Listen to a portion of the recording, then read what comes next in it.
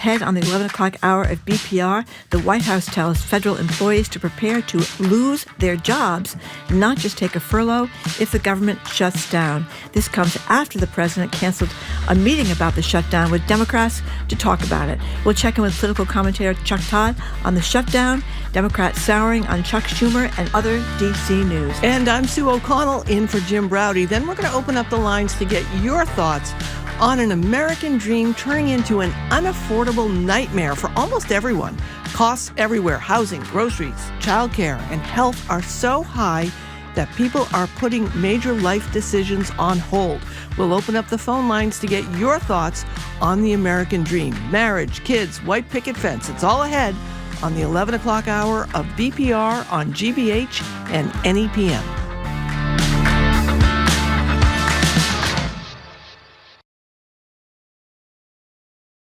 Live from NPR News in Washington, I'm Corva Coleman. The president of the Palestinian Authority has addressed the UN General Assembly this morning. Mahmoud Abbas condemned Israel's war in Gaza. Abbas also said Palestinian authorities reject Hamas's attack on Israel on October 7, 2023.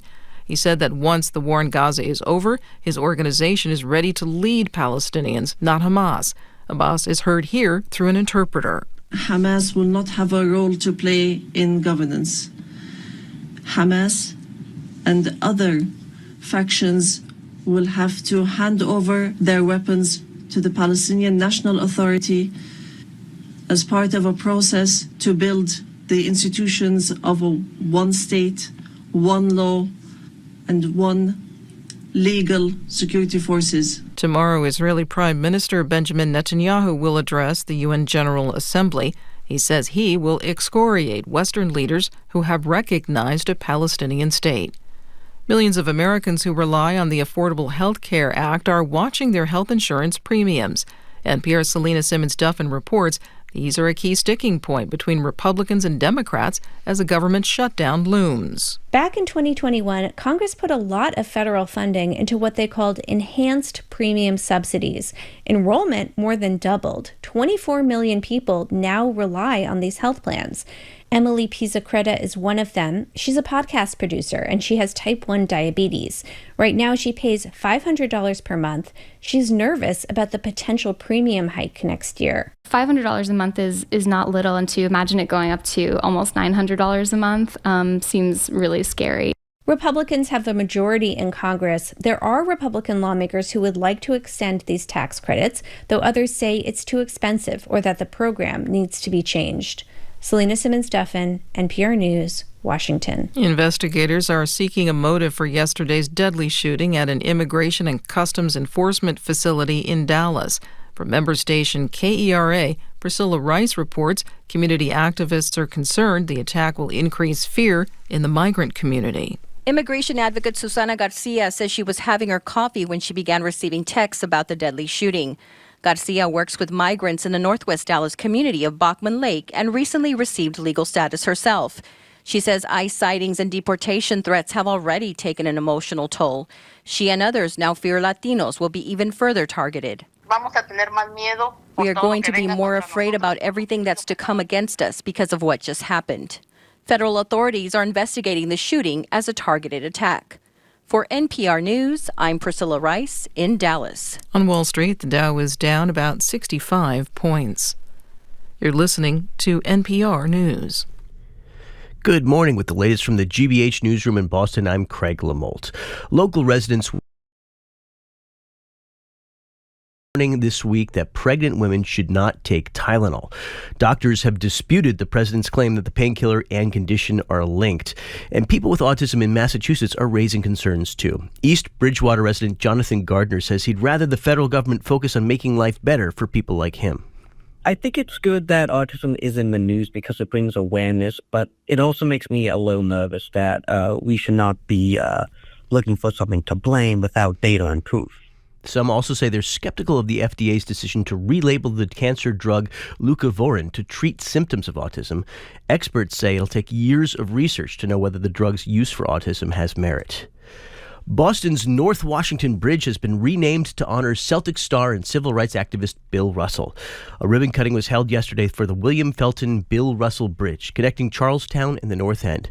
Massachusetts Governor Healey says Russell made us better in every possible way. When he stood up to racism, he stood up for civil rights for all of us. When he invested in businesses that it served and uplifted the black community, he made us better. Russell won 11 championships as a player for the Celtics and broke the color barrier as the NBA's first black head coach. He died in 2022 at the age of 88. The $200 million bridge upgrade also gives Boston its first dedicated bus lane on a bridge. Rain today, continuing into tonight, high in the mid-70s. Should clear up by tomorrow, which is looking partly sunny with a high around 80. Support for NPR comes from the Skoll Foundation, dedicated to powering social innovators to transform the world. Learn more at skoll.org. And Jarl and Pamela Mohn, focusing on civil liberties, foster youth, public radio, and the arts.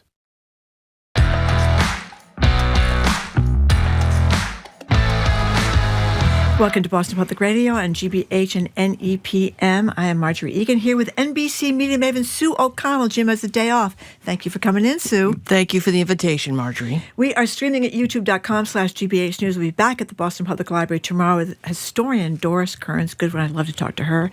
And former ambassador to China, Nicholas Burns. The governor of the Commonwealth will be with us on Tuesday, 11 to 2, also at the Boston Public Library.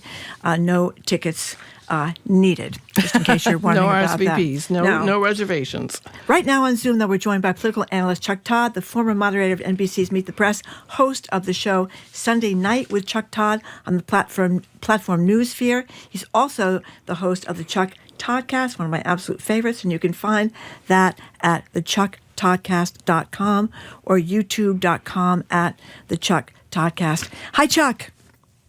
How you doing? That's a great lineup tomorrow at the library. I know. Doris Kearns, good one. She always makes me feel better. Would you like to buy a ticket? I can sell you one. Absolutely. I thought there wasn't any tickets. I thought tickets weren't necessary. You just said that. You know, Chuck. No, but I get charged. Somebody's got to underwrite this. Yes. It's one of but Ambassador Burns as well. I mean, that's just a powerhouse lineup. That's better than a Sunday show. We think of ourselves as a powerhouse operation here. You know what I mean, Chuck?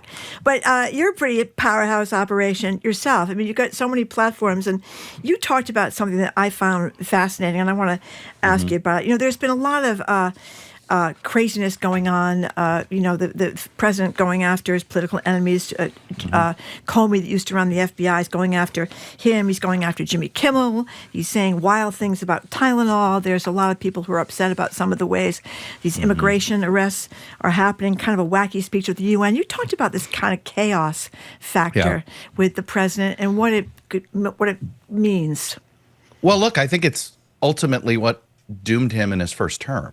Right. It was the chaos of his leadership or lack thereof during the COVID pandemic, and injecting in bleach and doing all these weird things. If you look at it, even the public is responding negatively to chaos, and the things they respond positively to him on are where he is actually bringing order where there was chaos. The border is a great example, right? The border appeared very chaotic to a lot of Americans. Yep. It is much less so now. It is the lone thing he gets ratings that are usually a plurality, at least, approve of what he's doing. Some of the tactics they don't like, the mass ICE stations and such. But for the most part, immigration's the outlier, right? It's the one place. But if you look at it through the prisms of order versus chaos, that's the one place where his policies brought some order where there was chaos. Everywhere else, there's a great quote it's from somebody you'd never expect. It's an oil and gas person. This is why I've got to quote it, okay? Because this issue is across the board. There was an unnamed oil executive who was responding to a survey by the Dallas Fed. It gets into this chaos thing about the state of the energy industry. And he said, the noise and chaos is deafening. Who wants to make a business decision in this unstable environment? And the person was specifically talking about the Trump administration's unpredictable trade policies and the heavy focus on trying to lower the price of crude oil, which actually hurts the said oil and gas business he's trying to help. The point is, that's just one specific industry. If you're a small business person, you can't plan ahead because you're not sure if your supplies are getting tariffed or not, right? You get these. Have any of you experienced the magical extra tariff bill from FedEx yet? Not yet, but Chuck, I do buy newsprint from Canada, right? I still have a newspaper, 2 newspapers I publish, and every week we're talking to the newspaper that we get our paper from Canada, and it's always like, well, we don't know how much it's going to cost. It's like, that's great. That's helpful for a small business. Right, that's real. You love that certainty. Now look at what he's done at HHS. Again, uncertainty. If you're a pregnant mother, you don't know what to believe. Yeah, well, you know? I mean, so everywhere he's touched, and this is where, and by the way, it's one of those, like, I wrote my piece and I sort of did this also as a reminder that while you can't trust corporate leaders to stand up to Trump, you can't trust some members of the press to do it, you can't trust other entities to do it, but the voters haven't had their say yet, right? Mm-hmm. And the voters will get an opportunity in 26 and 28. I'm 95% certain we're going to have those elections. Okay, I'm not going to sit here and say the chances are 0, but I'm pretty. Mm-hmm. Yeah, I think it's really.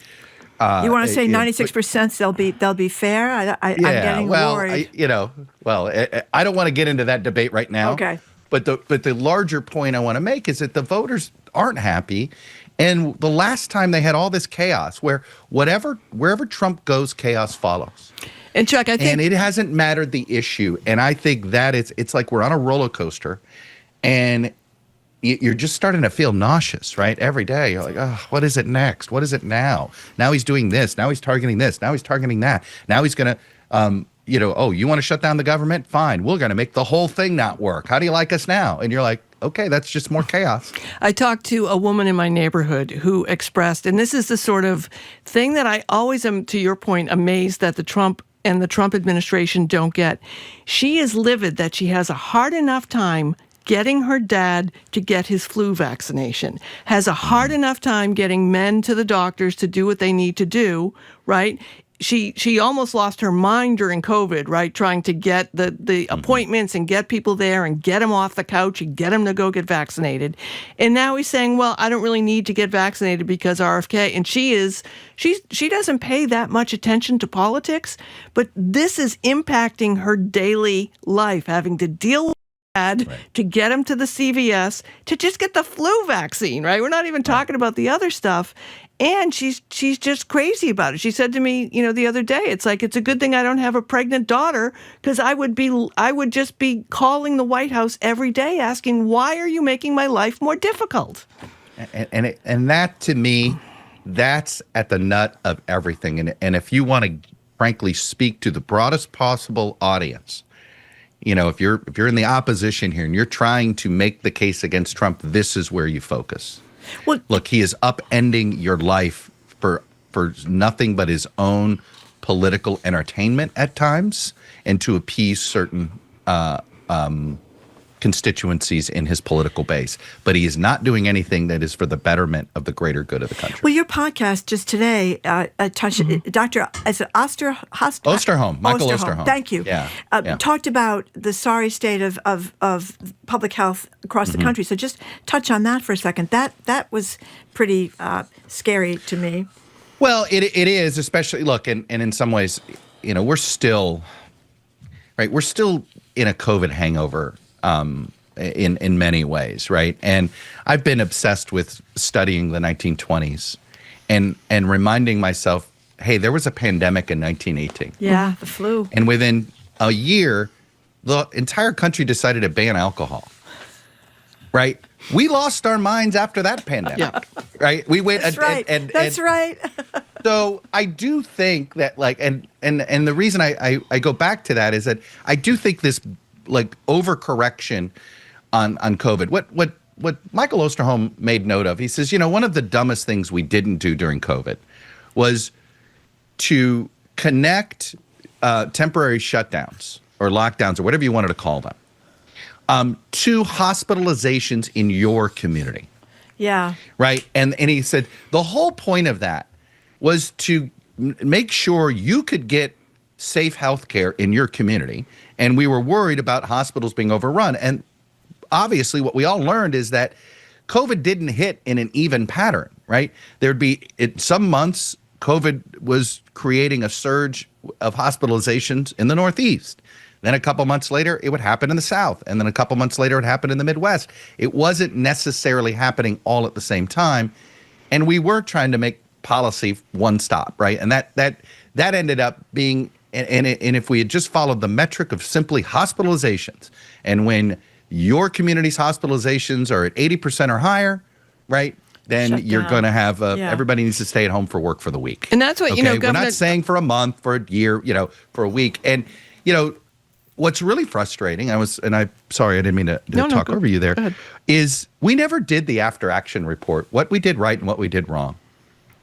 And that, in some cases, what I was trying to do with Mike Ostrom. He's got a new book saying, hey, COVID was nothing. If we get the big one, where instead of 97% people surviving, it's like 85% people, it's a 15% death rate, say, rather than somewhere between 1% and 3%. We probably don't have the societal trust we need right now to survive it. So That's good. Yeah, it's awesome. That's great. So we've been talking about what leaders should be doing. I was going to mention that Governor Charlie Baker here in Massachusetts, his first message to us was about flattening the curve, right? Getting into the emergency rooms in the hospitals so people could understand that if you're having a heart attack and you can't get into the emergency room because COVID, to your point, we kept it up when we probably didn't need to. Right. And we're talking about the voters who are being impacted in their daily lives by regular things that Trump thinks aren't that important to them, like Tylenol and getting their dad to vax. So where are the Democratic leaders? What's up with Chuck Schumer? How are we heading into this potential government shutdown, and what are the Dems going to do about this? Well, look, it's easy to backseat drive them, right? I get that, and I do think that I might have agreed to the clean continuing resolution for 6 weeks, and then had the knockdown drag out over healthcare subsidies in November. But it does appear that this is the situation they're in. Where this is going to be the showdown moment. I think they would have had higher ground if they would have stuck by the same principles they expected when they controlled Congress, which was, we're going to pass a clean CR and then we can keep negotiating for 6 weeks, which is what the Republicans proposed. So I do, but that's tactical criticism. I mean, look, let's be honest. The Democratic leaders don't have credibility with the public right now for a variety of reasons. And I don't know if, I don't know if changing Schumer would help, right? I don't know if it would, because I think ultimately the Democrats are going to look leaderless until they have a nominee in 28. But I will say this, Schumer and Jeffries do behave more like they're paralyzed than they should be. Yeah. They do seem, and Jeffries in particular is very risk averse right now. And I understand it from one perspective, which is he's essentially the candidate for Speaker of the House, right? If Democrats win control of the House, he becomes the face of the Democratic opposition to Donald Trump. He's doing all sorts of crazy balancing acts, right? In order to win control of Congress, he's going to have to win some swing seats, and I'm going to bring up the New York City issue. It's also explains, I think, why Jeffries has not endorsed Mamdani, because he doesn't want to get tagged with the socialist label while he's going to end up being nationalized as a potential leader of the party. And unfortunately, I think all of that, they've got all of that in their head. And what does that lead to decision making, right? You end up keeping a lower profile and being risk averse. And I think that's what's contributing to this. Though, I mean, we always talk about, all these progressive ideas that people get nervous about them, and then Mamdani, the socialist tag, and I get that. But when you look at what he's talking about, we're going to talk to our listeners in a couple of minutes about how if you're under 50 or 40, or if you're trying to build a life now in Massachusetts, you're kind of screwed because everything is so expensive here. And he touches on some of that. Democrats have been really slow on the housing issue. They talk about it, or the child care issue. They talk about it. They don't do anything about it. So, when I talk to young people, he's got a huge appeal. Well, and it's funny you bring up the child care issue. For the life of me, I don't understand why that wasn't the hill to die on for Democrats when they had the control of Congress and the presidency. Yeah. I remember at one point Nancy Pelosi called it, this is going to be the child care tax credit when it was temporary. They really thought it would be impossible to get rid of, and they found out it was going to be easier than they thought. And they didn't fight hard enough for it because it was a real, this was basically going to encourage. And there was a bipartisan coalition in support of some of these ideas, including the current vice president, J.D. Vance, Josh Hawley, who they're looking for ways to incentivize more kids, right? For young people to have more kids. Well, you're not going to be able to incentivize them to have more kids unless you help them with the cost of childcare. And creating that benefit, right? And it would have, it's not going to be a cheap benefit. It would have been very expensive, but it would have been tangible. Yeah. Rather than, and look, God bless them in fighting for the climate tax credits and all of those things. But nobody sees any of that, right? All of that money that they got to tackle climate change was essentially cash that they were giving to companies, to private companies, to say start solar businesses or do all that, right? It wasn't anything that was impacting people in the immediate, right? And I think the child care tax credit would have been that. And if that is the hill they die on, then you can make it the issue. And I think you can unify everybody from Mamdani to Joe Manchin on the child care tax credit. Okay, I really believe that because it's a meaningful way. You're simply trying to help people have families, help people afford families, help people participate in the economy for all, there's no reason why, no matter where you are on the political spectrum, you're not going to be supportive of that. And what happens when they drop it, I think it just makes it less believable to the public that they're willing to fight for anything. You brought up Joe Manchin, and I have to share in our little group therapy here that my head almost exploded listening to him. I think he was on Kara Swisher's. Yeah, he's been all over the place. Yeah, he's all over the place. But yeah, he'll be on Newsphere with me next week. There you go. Perfect. There you go. He's selling a book. Yeah. When they had the No Labels event up in New Hampshire before the election, and Huntsman was there, and I was up there covering it. And as they were walking out in the scrum, I yelled, "Wouldn't ranked choice voting or open primaries just solve this problem?" And I remember Huntsman looked at me like he gave me this look like it had never occurred to him before. And then I heard Manchin last week saying, well, if we had open primaries, and I'm like, what, these are kind of simple things. Like, people want to have babies. Like, Margery, when you work in a office with young adults, I think about when I was a young adult, all people ever talked about is, when are you going to have a baby? You're going to have a baby? When are you going to have a baby? You can't really do that anymore. I work for NBC that has very generous paternity, maternity, great support for families. But every young person I talk to is like, I can't afford it. I want to, but I can't afford it. And I'm like, when is the elected class going to figure out what the real people want? They want to be able to give their dad a flu shot, have a baby, and vote for candidates who are either Republican or Democrat in a primary. Well, and I think we're getting here, which is just talk to people about the things that they're struggling with. Yeah. Don't tell them the issues they should be concerned about. Yeah. And this gets it, in some ways, the big beautiful bill that Biden got passed, it was climate change bill. It was great, but the problem with climate change mitigation, it's you're not going to see the result right away. No, you're not. Right? And ultimately, plus it's a con job, as the president said. Right. But if you're trying to win over voters now, right? I mean, I remember talking to a voter going, "Hey, I care about the democracy, but I gotta pay my rent."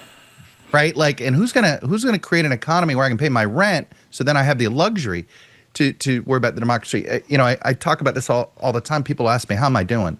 How's your family?" I said, "You know what? My family's great. I don't have a health crisis. I don't have a financial crisis. I don't have a mental health crisis in my family, right? My kids are in college. They're doing great. But guess what? The country's, in this current administration, it's terrible. Like, look at what's happened to the country. He's dividing us more. It's awful." And then I remind myself, I have the luxury of being worried about the country because I don't have something else in my life that's taking it up. But for a lot of people, as concerning as the country is right now, they've got their own day-to-day life problems. So go help them solve those problems, right? And which we've all just described here, helping them have a family, helping them afford a house, helping them have security in their jobs, helping them feel safe in their communities, right?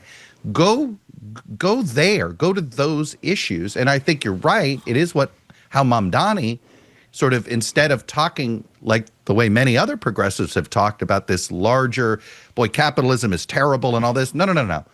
What am I going to do right now to try to help your life in the immediate? And in that sense, that's the positive lesson to learn from Mamdani. What's in it for me is the most basic sales and marketing message in the world. What's in it for the consumer? By the way, what's in it for me? We're all narcissists. Yeah, everyone Have you is. seen social media? So we only have a few seconds left, but what do you think? Is government going to shut down? Is it going to be? Oh, there's going to be a shutdown. The question is it now or is it in 6 weeks? Okay. Right. There is going to be one, and the sooner it is, the more damaging it becomes, and probably the longer we're into it. If we can get to it where they do the clean thing for 6 weeks, then it becomes a fight over health care, and the politics of that are. That's a Chuck, is there a better way to talk about the shutdown? I'm going to ask you for some personal career advice at the moment. I've been talking about shutdowns for as long as you have, and what should I say? One There word. isn't, because it's not a real shutdown. Okay. The politicians have made it pain-free. The military gets paid. Social Security checks go out. If it were a real shutdown where there was no Social Security and no military being paid, we wouldn't have them. All right. I'm going to call you later. Keep up with this advice. Chuck, thank you very much. And really enjoying your stuff. Thank you. Yep, absolutely. Of course, Chuck Todd is with the Chuck Toddcast. You can find at thechucktoddcast.com or youtube.com at the Chuck Toddcast. Also the host with Sunday Night with Chuck Todd on the Newsphere platform. After a quick break, $5 million and a college degree. That's how much the American dream costs in 2025, according to a new report. We're going to open up the phone and text lines. How are you coming to terms with your own vision for the future? I'm Sue O'Connell, in for Jim Browdy, and she is Margery Egan, and you are listening to BPR on GBH and NEPM and streaming at youtube.com/GBH News.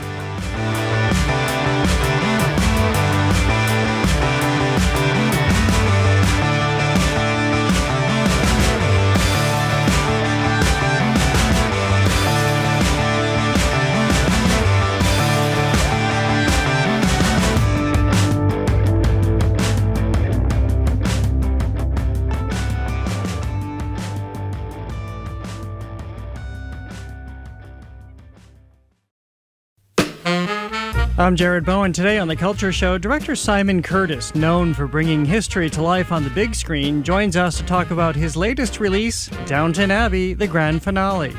Plus, in Dorchester, Chef Aidan McGee has put McGonagall's on the culinary map. The pub just landed on the New York Times list of America's best restaurants. That and more on The Culture Show today at 2 on 89.7 GBH. Our programs are made possible thanks to you. And Chevalier Theater, presenting stand-up comedian Wanda Sykes, returning to Boston on her Please and Thank You tour. Sunday, October 12th.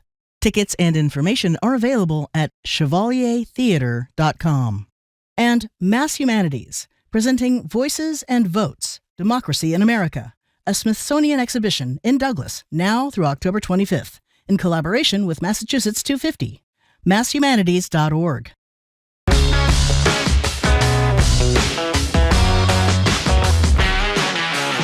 Welcome back to BPR and GBH and NEPM. Margery Egan with media maven Sue O'Connell is in for Jim, who's got the day off, streaming at youtube.com/GBH News. We'll be back at the library tomorrow with historian Doris Kearns Goodwin and former ambassador to China, Nicholas Burns. I just realized I'm going to be there, and I got very excited. I know. I was listening and thinking, oh, that sounds like a great show. And I'm like, oh, I'm going to be there. Did you hear what Chuck Todd called it?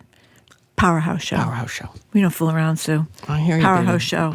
And on Tuesday, next Tuesday, Governor Maura Healey will be with us at the library.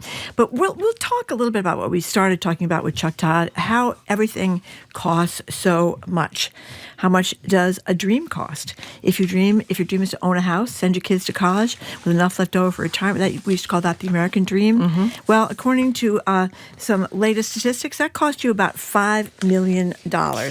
Investopedia, a research group that's been tracking the price tag of your typical view of the quote-unquote American dream, has come up with that figure. It's up $600,000 more than last year and a whole 50% than it was just 2 years ago. To the top of the hour, we're opening the phone and text lines at 877-301-8970. If you're somebody just a few years out of college, how does the reality of this economic environment line up with what you had hoped for? Did you have to ditch your budding career? This is a joke about Harriet Heinemann, the shot putter. He may not be here, but he lives on. Yeah, her budding career as a shot putter to go into finance or consulting. I mean, here's the thing. You can't afford anything. Anyway, you can't afford a house. You can't afford to have a baby. You can't afford the child care costs. If you do have a baby, you can't afford to send the kid to college when the kid grows up. I mean, the average price of Boston in a house, now the median price is $1 million. Anyway, how do you think about this? I mean, I think a lot of young people are very discouraged if they don't have wealthy parents who can help them, along. They're really kind of in tough shape. And where was this number about the middle class shrinking? Yeah, the middle class is really shrinking in the United States of America. Listen to this. In the second quarter of 2025, the top 10% of American households held 67% of the wealth.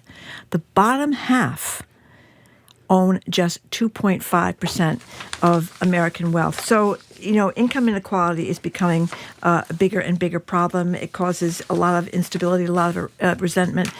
How are you doing? How are your kids doing?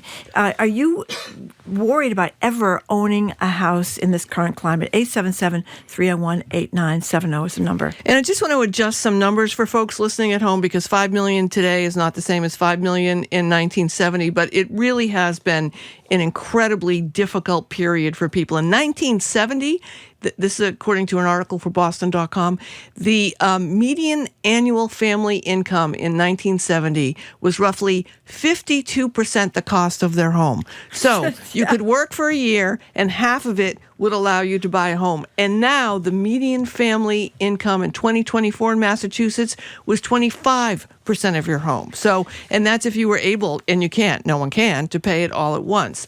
And, this is also the really incredibly amazing statistic. In 1975, the typical renter in Massachusetts in the greater Boston area, 15% of the median family income would go to rent. So 15%. Now it's 47%. So if you're a family who is renting in greater Boston, half of your income almost is going to your rent. So how can you save? How can you pay? I am 63 years old. I am a white-collar professional. I have been working my whole life. I haven't made $5 million. I don't have any family money. And you have 5 jobs. I have 5 jobs. I have not, in total, adjusted, I've not made $5 million. So what do you need to do to make $5 million to raise some kids, buy a house, send them to school? It's crazy. 877-301-8970 is the number. How are you feeling about the state of the economy, the state of your ability to even get close to the American dream? Never mind, send your kids to college, stay for retirement, those things. What? I have one more point. I went to my 45th high school reunion last weekend. Oh, right? In Revere? In Revere, at the Revere Point of Pines Yacht Club. 5 years ago, it was actually 3 years ago because of COVID, we were all talking about how our college-age kids were at college or just staying at home. And now, a few years later, they've all returned home, right? And we're all like in shock because we didn't grow up like this, as we kept saying. I have one of my friends, her 3 adult children who are ranged between 28 and 33, living with her. One friend who downsized with her husband. Kids came back and now they're all in a small condo. Oh my God. Right? And everyone's fine with it, but they're disappointed for their adult children who obviously would prefer to kind of live the lives that we did, to go out and get an apartment and see what happens. But maybe I should have saved more. Maybe I would have had that $5 million. Delaney and Quincy, what do you think? Hi there. I was really inspired to call in because you were talking about how unattainable simple dreams like having a baby is for young people. I turned 30 in 3 days on Sunday, and me and my husband think about this all the time, how much we want to have a baby and how much we both can't afford to stop working. And so I guess then we would be having a baby to send to daycare that we can't afford for somebody else to raise. It just feels impossible. Yeah, I think this is a common refrain, and I assume you've got a decent job, Delaney, and your husband does too. I do. I'm a clinical social worker in a Trauma One hospital in Boston, and he has a great job, and we do side gigs, and it still isn't cutting it, especially with student loans that we had to have to get the degrees, to get the jobs we had. And Delaney, the other part of it too is the optimism. Like I don't know that my friends, my peers, when I was a young adult, and that we thought that much about, well, maybe we won't be able to make the money, right? Like I had friends who, started families and they weren't like completely settled, but they were optimistic that they would make the money. Are you optimistic? Are you and your husband optimistic? Well, we're optimistic for kids.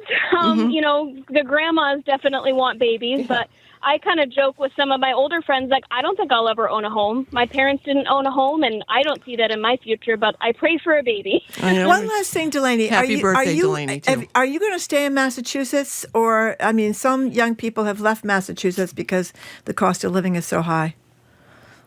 Yeah, I'll admit, my grandma grew up in Maine. I sometimes think about Maine, but when you look at houses up there, the houses that cost $50,000 2 years ago cost $400,000 now. So it's comparable to Massachusetts. We'll see where we end up. All right, Delaney, happy birthday. Hang in there. 877-301-8970 is the number. We're going to take a quick break, and we're talking about the unaffordable American dream and Donald Trump's 2025. So we're going to take more of your calls and texts when we get back. I'm Sue O'Connell, in for Jim Browdy, and she is Margery Egan, and you are listening to BPR on GBH, NEPM, and streaming at youtube.com/GBH News.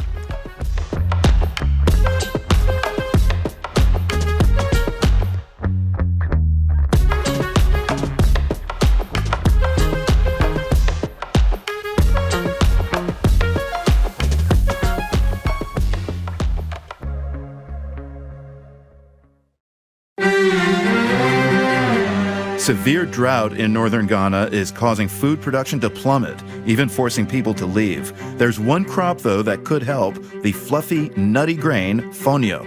Fonio is easy to grow, and you don't need much water. It's a drought-resistant grain. A Ghanaian chef champions the growth of fonio next time on The World.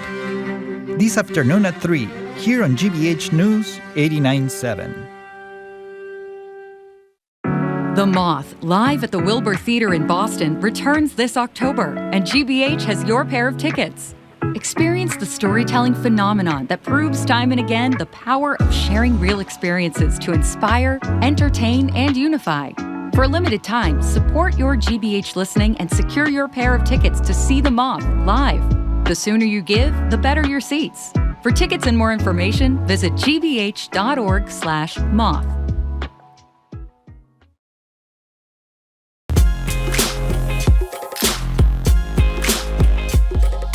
Welcome back to BPR and GBH and NEPM. I'm with media maven Sue O'Connell, in for Jim. Who has not made $5 million. He has not made $5 million, as far as I know anyway. Streaming at youtube.com/GBH News. Going to be at the Boston Public Library tomorrow with historian Doris Kearns Goodwin. So if you're just tuning in, the number is 877-301-8970. We are talking about the state of the American dream. New numbers from the research group Investopedia put the price tag at achieving that dream at $5 million. We want to know, how are you coping with this situation, particularly if you're younger and you're trying to get married. By the way, people aren't getting married now either until they figure they have more of a financial foothold. The idea of getting married at 25 and we'll work through this together, we have to get more organized in our careers and stuff like that. Anyway, is it worth it? Are you considering a simpler life, changing careers, skipping out on having kids, moving to a swamp in West Virginia to afford no offense, West Virginia, walls and a roof over over your head. 877-301-8970. Here's a text that says, being a single childless cat lady, retired with mortgage free, turns out to be an advantage right now. Think about that, J.D. Vance. And then another person said, we had kids starting in 2010. My wife has a good career and I can be a stay-at-home parent. Times were getting better, but it wasn't easy. If we started now, we would never be in a financial place that we are now. We learned more about during the pandemic about generational wealth. We're trying to set up our kids as best we can. Contributing to this will also be our inheritance from my parents, and the parents are helping them out to set up him, her, and the kids. The kids have medical issues. I mean, it's tough. Yeah, it is. And I'll play devil's advocate here for a second too, Margery. We didn't have as many things to do as the kids today do when we, and I mean kids, young adults, when we were young adults, right? Yeah. We had fewer restaurants to go to. That's right. We ate out less. Traveling was very expensive, so we didn't travel that much. My girls' trip vacations were to Wolfboro or to, Vermont skiing, and skiing wasn't as expensive to do skiing. things. Forget skiing. Right now it is. Millionaire to so ski. I know young adults who make choice, and I want to be very clear about this. I never invested a penny. I was like, spend it, because I thought I was going to be dead by the time I was 35 anyway. I remember people would say you could invest that money and it will pay for you. I talk to young adults now and they're saying, hey, we're going to go to Portugal for the week. I go, that's great. Are you going to, you could save that money and invest it. And they're like, why? Right? I can't afford to have a baby. I can't buy a house. I could take this money and invest it, but then I'm just going to be miserable, right? And they now see the whole world that they can go to and do things in a very different way. The world is much smaller now. Yeah. So it may also just be a shift, right? That people, want to have families and start families. It's very expensive. And the other part of it is we're just not family friendly in America. We don't support working parents. We don't like babies. We don't want children around. And then we're going to wonder who's going to take care of us when we're old. 877-301-8970. How are you dealing with this financial mess, the enormous cost of doing the normal things like getting married, starting a family, buying a house, having something that you own in the United States of America? Avery in East Boston, what do you think? So I just wanted to add that when I was in middle school, during middle school and high school during the Great Recession, and one of my greatest fears was that I would graduate college and we'd still be in a recession. I wouldn't be able to find a job. Fortunately, that was not the case. I was working for several years. However, now I'm back in graduate school, and sure enough, a lot of my friends who've graduated in the past year or so are really struggling to find a job and are contemplating moving back in with their parents, and it feels very much like that same moment.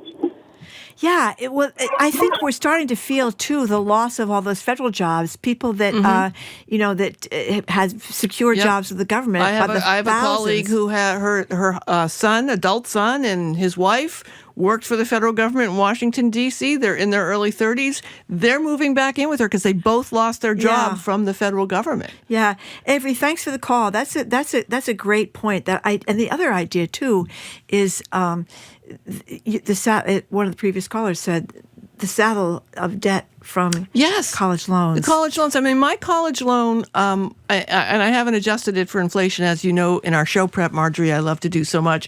But, I had Pell Grants, I had scholarships, I had loans, and I think I graduated with $10,000 with a 4-year, not adjusted for current money. And my mother made me pay it off. She bought me a car, but made me pay it off, which I did terribly at, but eventually did. But now you talk to people. I mean, I know somebody who was went back to school, who's in their 70s now and still has $40,000. They're retired in student loan. It's like that's really depressing. It's crazy. To be like in your 60s and 70s and still paying off a college loan. Listen to this. I'm texting about the current topic. My daughter is 39 years old, has a master's degree from an Ivy League institution, is employed full-time as a teacher in a public school, and cannot even afford to pay for a single-bedroom apartment for herself in Connecticut. So she lives with me in a small condo. We did the math. It's just not possible with all of her other other necessary expenses, including tremendous student loans. And she said it's very hard to see this as a parent, and she hopes the economy gets fixed.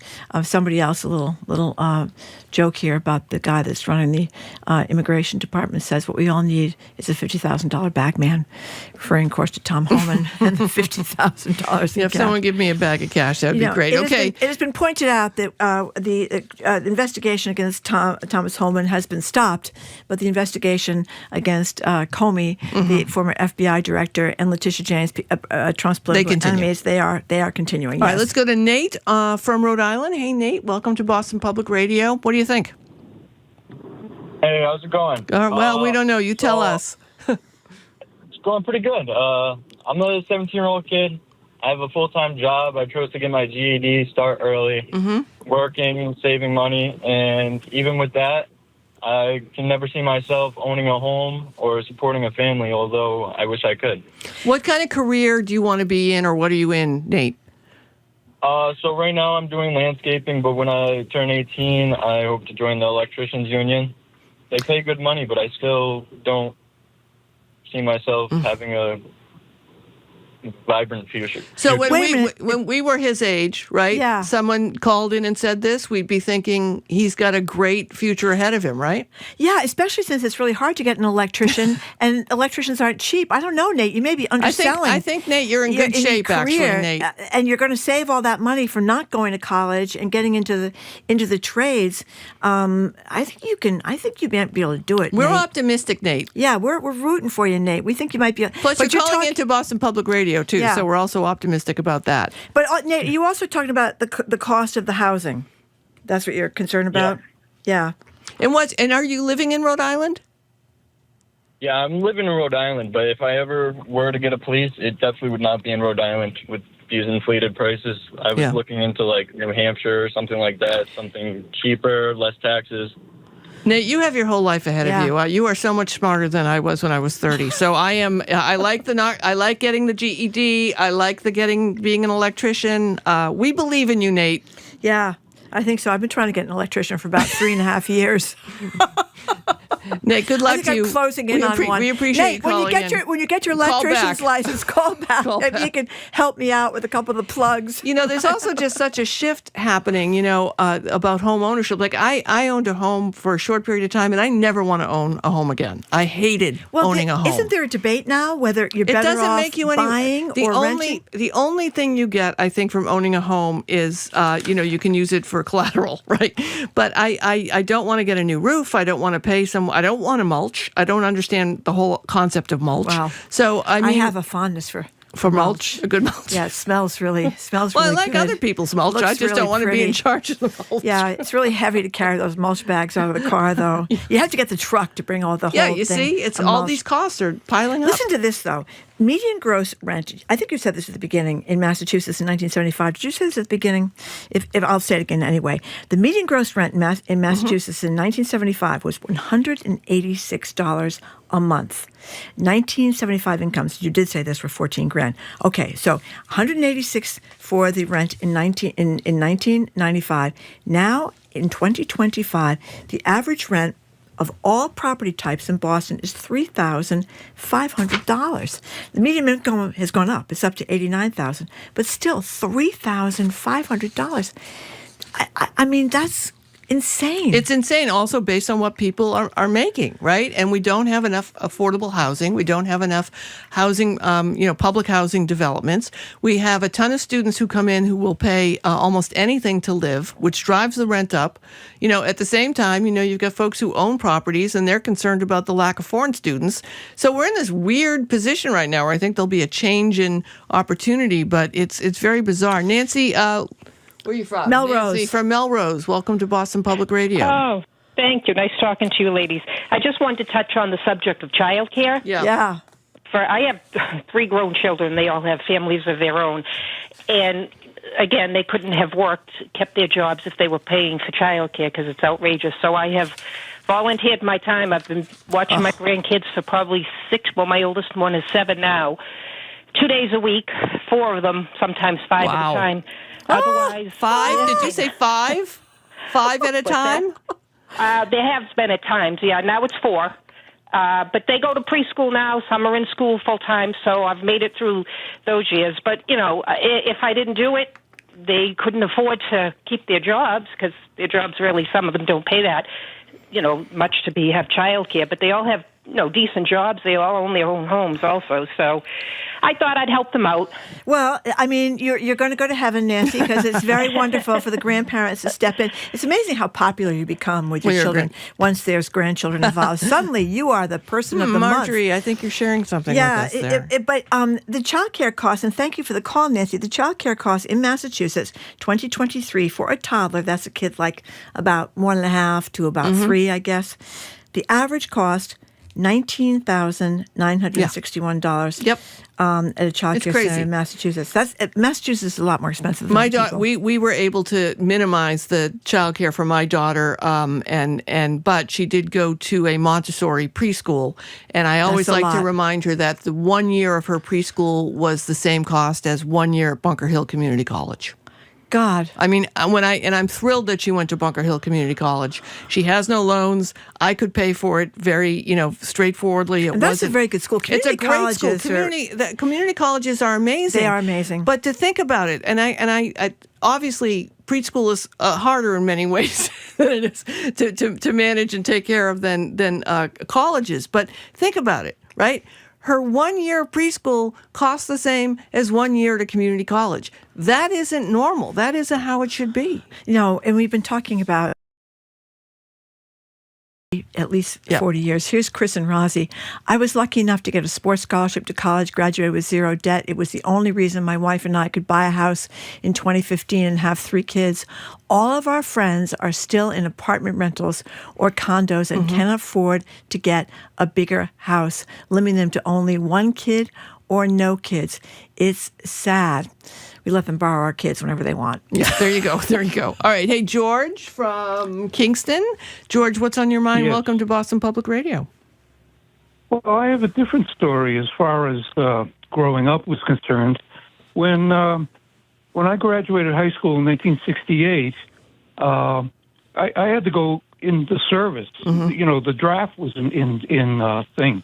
So I did my 3 years in the Navy. I came out. And guess what? I got free tuition to Northeastern, okay? It was fully paid for, all right? At the time, I was working at a company called, many people don't remember this, Polaroid. Yep. And I was working an extreme amount of overtime. I had my first house at 21. Well, that's the point we're talking about, George. It is a totally different time now. That kind of thing can't happen anymore. And we never talked about You still housing. get the GI Bill, by the way, but the other thing can't happen anymore. But thank you for the call. That's the problem. I mean, people that, were going to college 40 years ago, I mean, my God, it was like $9,000. Right, and there wasn't a lot of talk about how, where are you going to live? How are you going to get, I mean, you obviously everybody had to pay rent, and it was hard to do, and lots of folks were still homeless and all of that, but I don't ever remember the talk about housing and how expensive it was infusing conversations. I also don't remember ever talking about how expensive kids would be.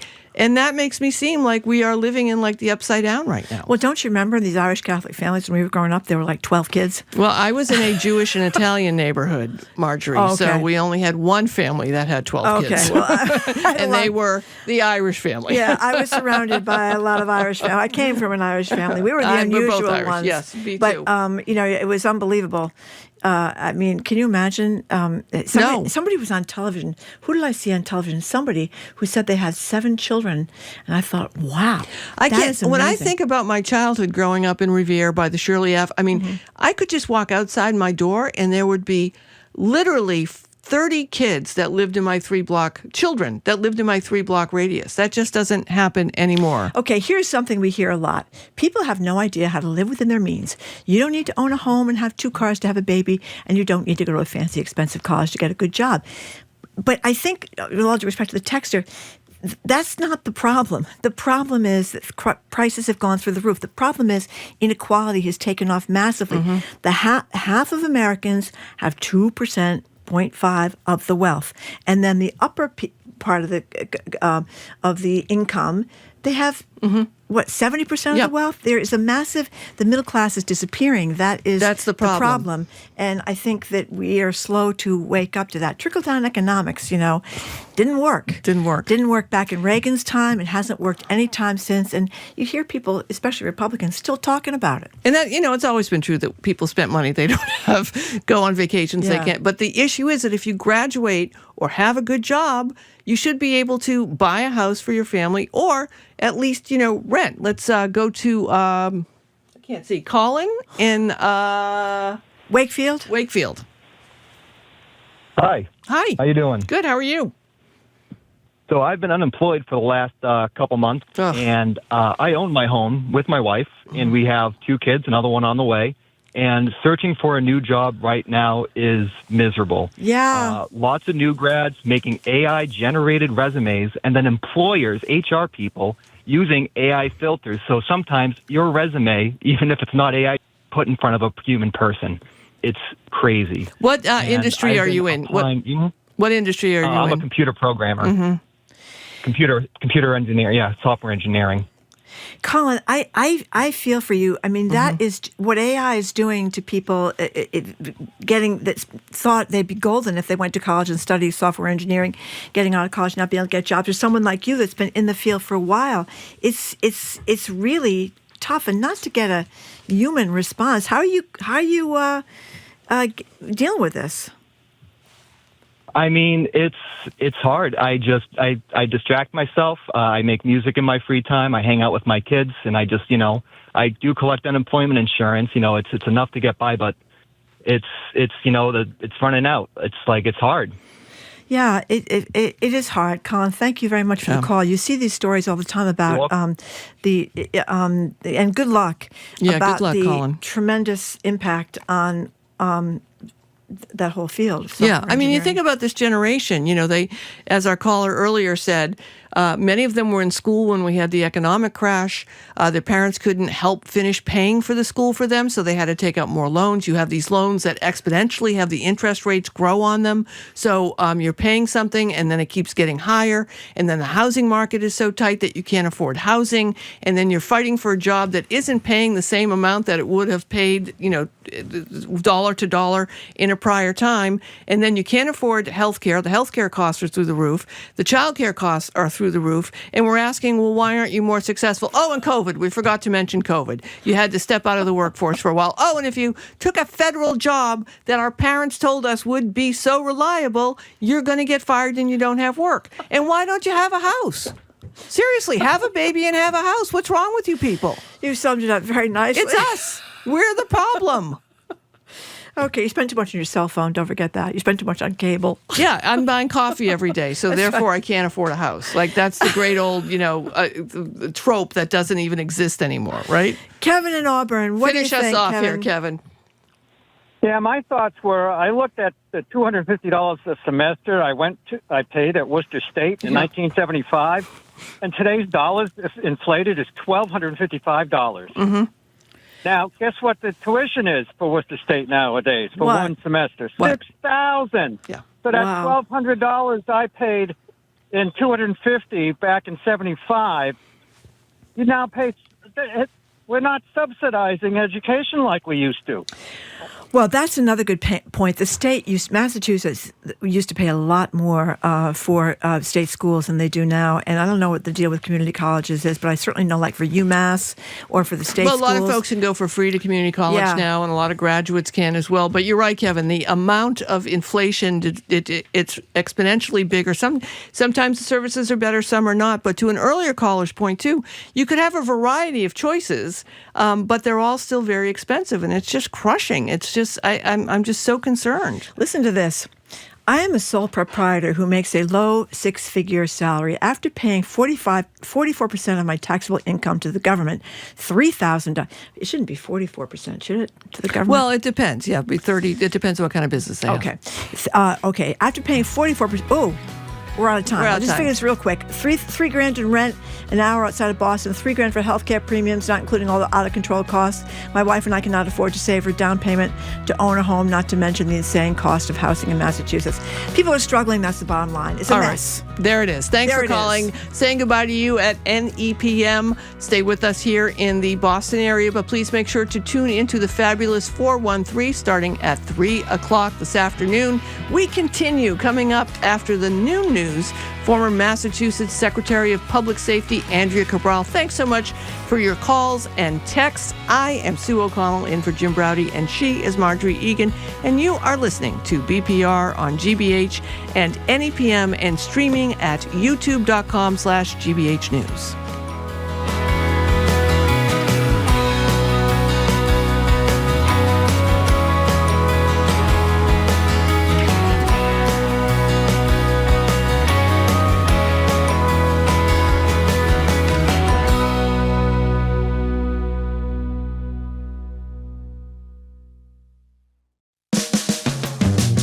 You're listening to Boston Public Radio with Jim Browdy and Margery Egan. Just ahead, more smart conversation about what's going on in our community. Stay with us here on GBH 89.7.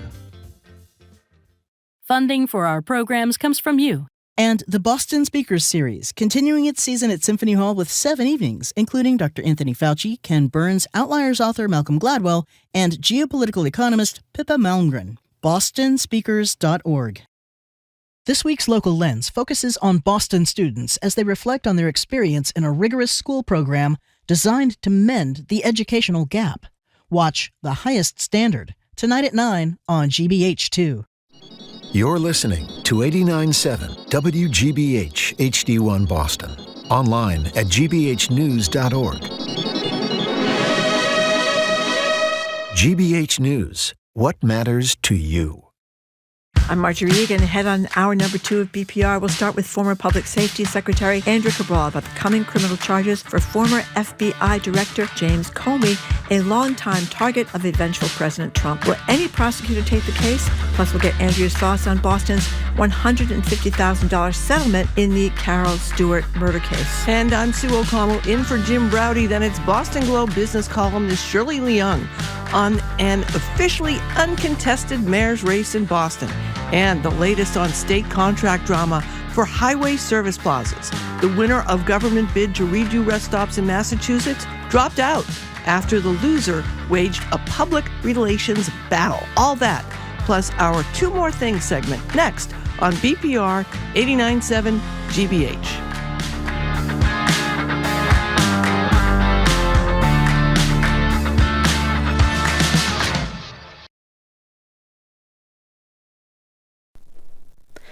Live from NPR News, I'm Lakshmi Singh. Amazon has agreed to settle a landmark case over its Prime membership program, according to U.S. regulators who had alleged the company's web designs manipulated tens of millions of people into paying for subscriptions that were purposefully hard to cancel. The Federal Trade Commission says Amazon, without admitting wrongdoing, has agreed to pay a historic $1 billion in civil penalties to the government and an additional $1.5 billion in redress payments to affected consumers. The parties reached a deal as trial was just beginning in Amazon's hometown of Seattle. Somewhat unusually, for a dense antitrust case, a jury was slated to determine whether Amazon broke the law. The White House says that if there is a government shutdown on October 1st, it won't just furlough federal workers, it will permanently lay them off.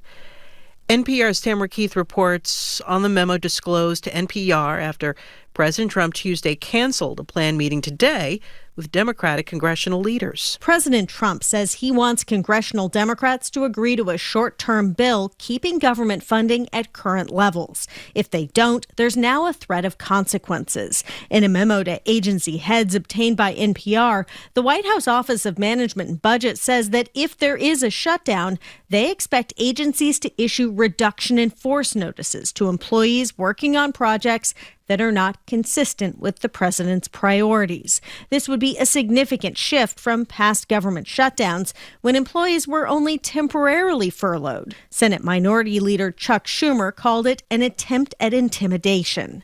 Tamara Keith, NPR News. The FBI says it is investigating yesterday's shooting at a Dallas Immigration and Customs Enforcement facility. Officials say they consider this an act of targeted violence. From member station KERA, Toluwani Osibamawo reports 1 immigration detainee is dead and 2 are in critical condition.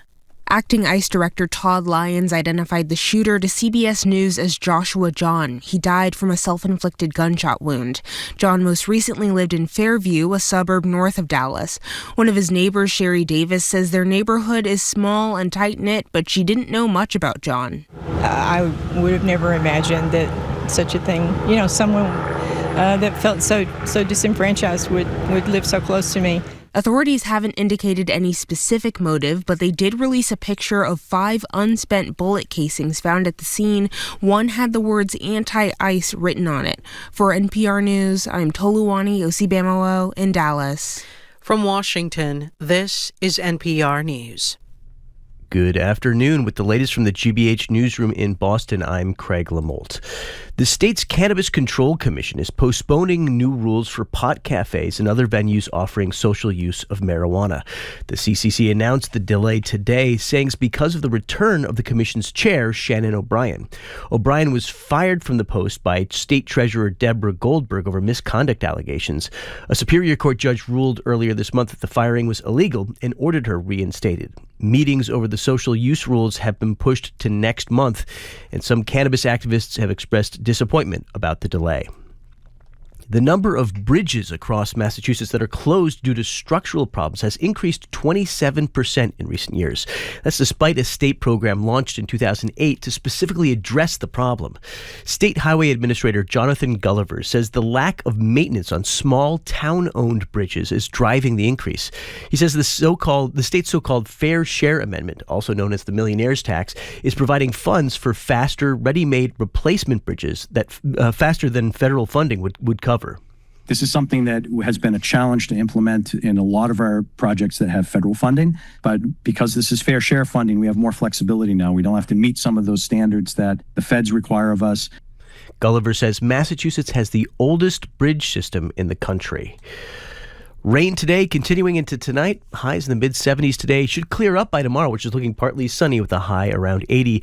And it looks like a pretty nice weekend. Sunny on Saturday, highs in the mid to upper 70s, and pretty much the same thing on Sunday. This is GBH. Support for NPR comes from ARM, committed to delivering innovative, advanced computing designed to enable worldwide companies to unleash the capabilities and experiences of AI. The future of AI is built on ARM. ARM.com. This is NPR.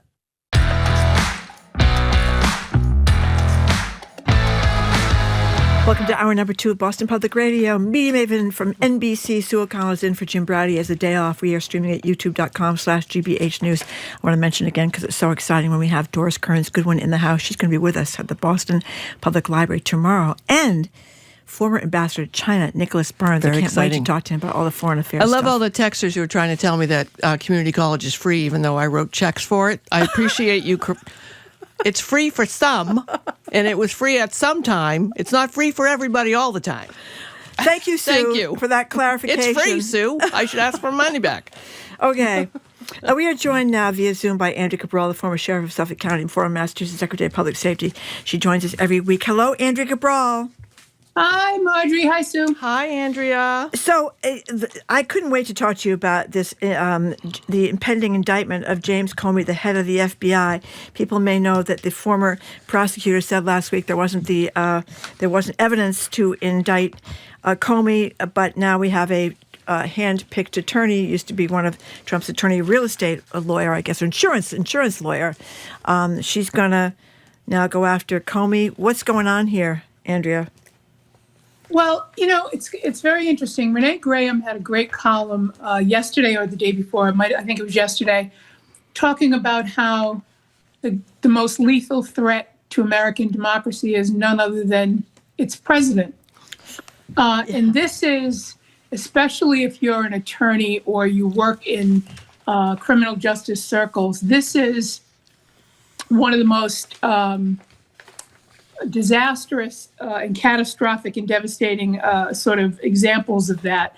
So Trump has been telling Pam Bondi very publicly, because he does everything over social media, that he wants the Justice Department to prosecute his opponents. There couldn't be anything more antithetical to the mission of the Justice Department than the President of the United States directing the Justice Department to prosecute specific people, let alone his particular opponents. And there was the U.S. attorney, I think this is for the West Virginia district, Ed Siebert, had already investigated Comey and had decided that there was no basis on which to prosecute him. So Trump did what he always does. When he gets an answer he doesn't want, he finds somebody who will give him the answer that he does want. He fires Siebert as the U.S. attorney and then installs this woman, I think her name is Harrigan or Halligan, Catherine Halligan. Lindsay Halligan, I think it is. Lindsay Halligan, I'm sorry, excuse me. And who is, again, another one of his personal attorneys. So she joins the ranks of Emil Bove and Bunch and Pam Bondi and all of the others who have been his personal attorneys. She's now the U.S. attorney for this district. And suddenly, James Comey is indictable. Now, they haven't asked the grand jury to return the indictment yet. So there's still a chance that these grand jurors will see through this and will refuse to return the indictment. But the bottom line is that he is prosecuting someone who he sees as his nemesis and has seen as his nemesis from the very beginning, from his first term, when Comey talked about investigating the connection between Russian interference in our elections and Trump's participation and encouragement in that. And he has been gunning for Comey for a very long time. He fired Comey's daughter from the DOJ. And she was handling Epstein. Yeah, this is just the latest in the blatant, very public weaponization of the DOJ to hew to Trump's personal mission. I can't think of anything more unconstitutional, less democratic, and more threatening to our very notion of justice in a democracy. You know, Andrea Cabral is above saying anything like I'm about to say, but I'm going to say it anyway. Every attorney, practically, woman attorney that Trump has ever hired, why are they all women with really good-looking women with massive amounts of hair, massive amounts of makeup? Most of them wear like those 4-inch heels. I don't know how these women do it, wear the 4-inch heels. She's another one, Andrea. Would you like to comment on the outfits? Well, you know what? I absolutely don't disagree with you that he has a type. He has a type. He has a type for sexual predation. Yeah. He has a type for hiring. He definitely has a type. But quite frankly, if I think I would care a lot less about what they looked like. I don't care really at all about what they look like, but I would care a lot less about it if they were competent, if they had a shred of qualifications for this job, and if they were decent enough as professionals and attorneys to stand up to him and not do this. I mean, everyone he handpicks, man or woman, is someone who is unquestioningly going to hew to whatever he wants. That is not the oath that you swear when you become a public servant. You swear an oath to the Constitution and to the United States and the people of the United States of America, not to a single person. Every single one of them is violating their oath every single day. That, in my view, should be actionable in a court of law or somewhere, but nothing seems to be done about it. Margery and I were talking earlier, Andrea, before the show, about how it is also just such a contradiction that this administration that pretends to care about how much things cost and saving money for the taxpayer and cutting USAID money overseas, which, you know, basically is money to save lives, of course, but also to try and be peacemakers and allowing China now to go in and get it. And how much money on personal grievance our Justice Department is spending to enact the list that Trump has on people who are most likely not guilty of anything. And while the DOJ is doing this, what aren't they doing? Right? You know better than I, right? How much it takes to run a case. What aren't they doing with this time? Well, we know they're not doing anything related to civil rights, which was fundamental to the mission of the Department of Justice, because he's eliminated all of that. Yep. No, it is only about his priorities. And keep in mind, in addition to this money, there's the hundreds and hundreds and hundreds of millions. I think for Harvard, what was it? It was 800 million. That's just one college.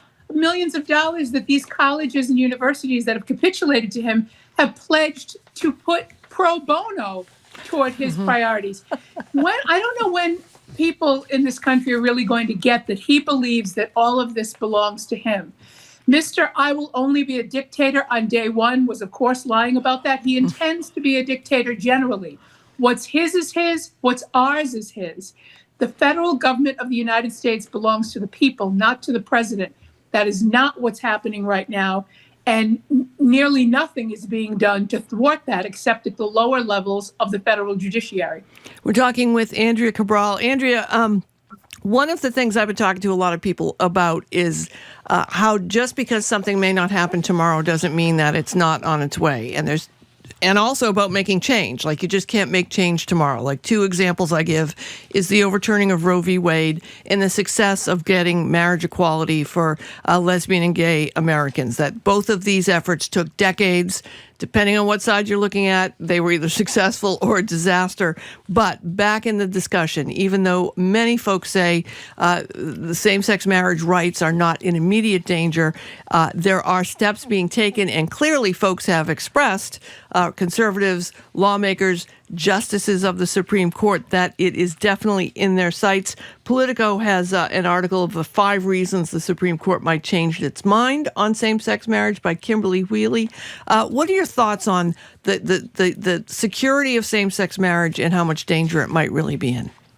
The Politico piece is very, very well written and very comprehensive, and people really should take some time to read it because it's sort of a really good outline of how they have one by one struck down 90-year precedents of the Supreme Court. And my take on this is that Obergefell is no more secure than Roe versus Wade. And as we know, under Dobbs, Roe versus Wade no longer is the law of the land.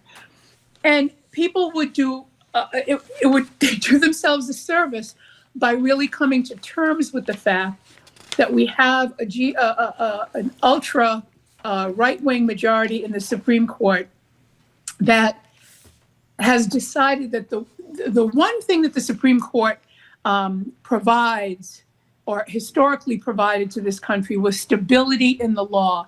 People have to understand what the law is and how to conform their conduct to the behavior of the law. But the Supreme Court sets that example of stability and observing precedent, as you point out, coming to precedent over a long period of time and a lot of deliberation and lots of cases, and being very careful about constantly building on prior decisions to ultimately reach a decision like Obergefell or like Roe versus Wade. It's hugely important that they respect their own journey to those decisions. What we have had with this particular majority in the Roberts Court is the most damage we've ever seen to the concept of stare decisis, which is precedent, and the stability that comes with following that precedent. Obergefell is at the same risk that Roe versus Wade was at, and there are a number of cases that the Politico decision points out, like the Chevron decision, which basically turned decades-long precedent on its head, basically saying that the federal government no longer has the right to sort of regulate its own agencies, and that the Supreme Court could step in and basically say we can overturn anything, regardless of how comprehensive or thoughtful the decision was by the federal agency. We're going to take away that power invested in the executive. Between that and the shadow docket that they have been using to give Trump interim power while cases have been pending, allowing him to fire people from federal agencies, allowing things like the DOJ invasion of privacy to go forward. They have been stepping in at every turn while cases were pending when they should not have, and giving him more and more incremental power. when the right case, they're just waiting for the right case to come before them. So when the right case comes before them to overturn same-sex marriage, they will take advantage of it, and it will be done. There is no doubt in my mind. Yeah, this Politico piece says that if they do strike down Obergefell, it will go back to the states, and then the states will get to decide who gets marriage licenses. But they do point out that the 2022 Respect for Marriage Act will allow already consummated marriages, people who are already married. Right, so you'll have two classes of LGBT people, that's right. lesbians and gays, those who are able to enjoy the rights of marriage and those who can't. So that's great. Let's create another case of people which let's just keep in mind. One of there are several constitutional questions that routinely come before the Supreme Court. One of them is equal protection under the law. If they did this, they would literally, it might actually be the first time that they're doing it, I can't say for certain that it is, creating unequal protection before the law between people who live in certain states and people who don't, which is just, there really aren't words to describe what a deeply unconstitutional thing it is, so violative of the Constitution that it is almost unthinkable that our Supreme Court would do it, and yet here they are. Okay, Andrea, let's come back to Boston for a couple of minutes. Everybody remembers lived through the Charles Stewart case. He was the man who claimed a black man killed his wife, Carol DeMady Stewart, moments after they left a birthing class at the Brigham. It turns out, of course, it was Charles Stewart who shot her through the back of the head. But the city has settled with Willie Bennett and Alan Swanson, two men that were suspects in that case, for $150,000. What'd you think about that? Well, I tend to agree with Adrian Walker's got a piece on it in the Globe, a column on it in the Globe. Very good piece. I agree with him that $150,000 seems like a very small amount. Yeah. Given the level of damage and the level of harm here. Now, there are also aspects of the case, something around the statute of limitations and maybe a couple of other issues with it that may have contributed to the smallness of the amount. The Mayor Wu was the first mayor to apologize for the police misconduct in the case and everything that happened sort of as a result of Charles Stewart's false accusation against Willie Bennett and Alan Swanson, and said that she wanted to make it right. And the making it right, apparently, in addition to the apology, is the $150,000. I would have liked to have seen it be more, just given the level of damage to these families. And it's generational harm that has come to this family. It's Willie Bennett passed away. It has been that level of harm was visited not just on him and Alan Swanson, it was visited on the entire community. So I would have liked to have seen some sort of a different gesture with respect to the community. But the generational harm has been visited on his relatives as a result of this. The level of reputational damage, I don't think, most regular people don't suffer this kind of reputational damage in their lives or have a parent that does, but it really does have a generational effect that you sort of carry with you, and the trauma that comes with it, that relatives, even after the person who was initially victimized, long after that person has passed. So while I think that it is good that the city came to a settlement and came to an agreement, the apology and the effort by Mayor Wu, I applaud that. I do think that the amount of money that one gets in a settlement sometimes is indicative of the importance of the issue.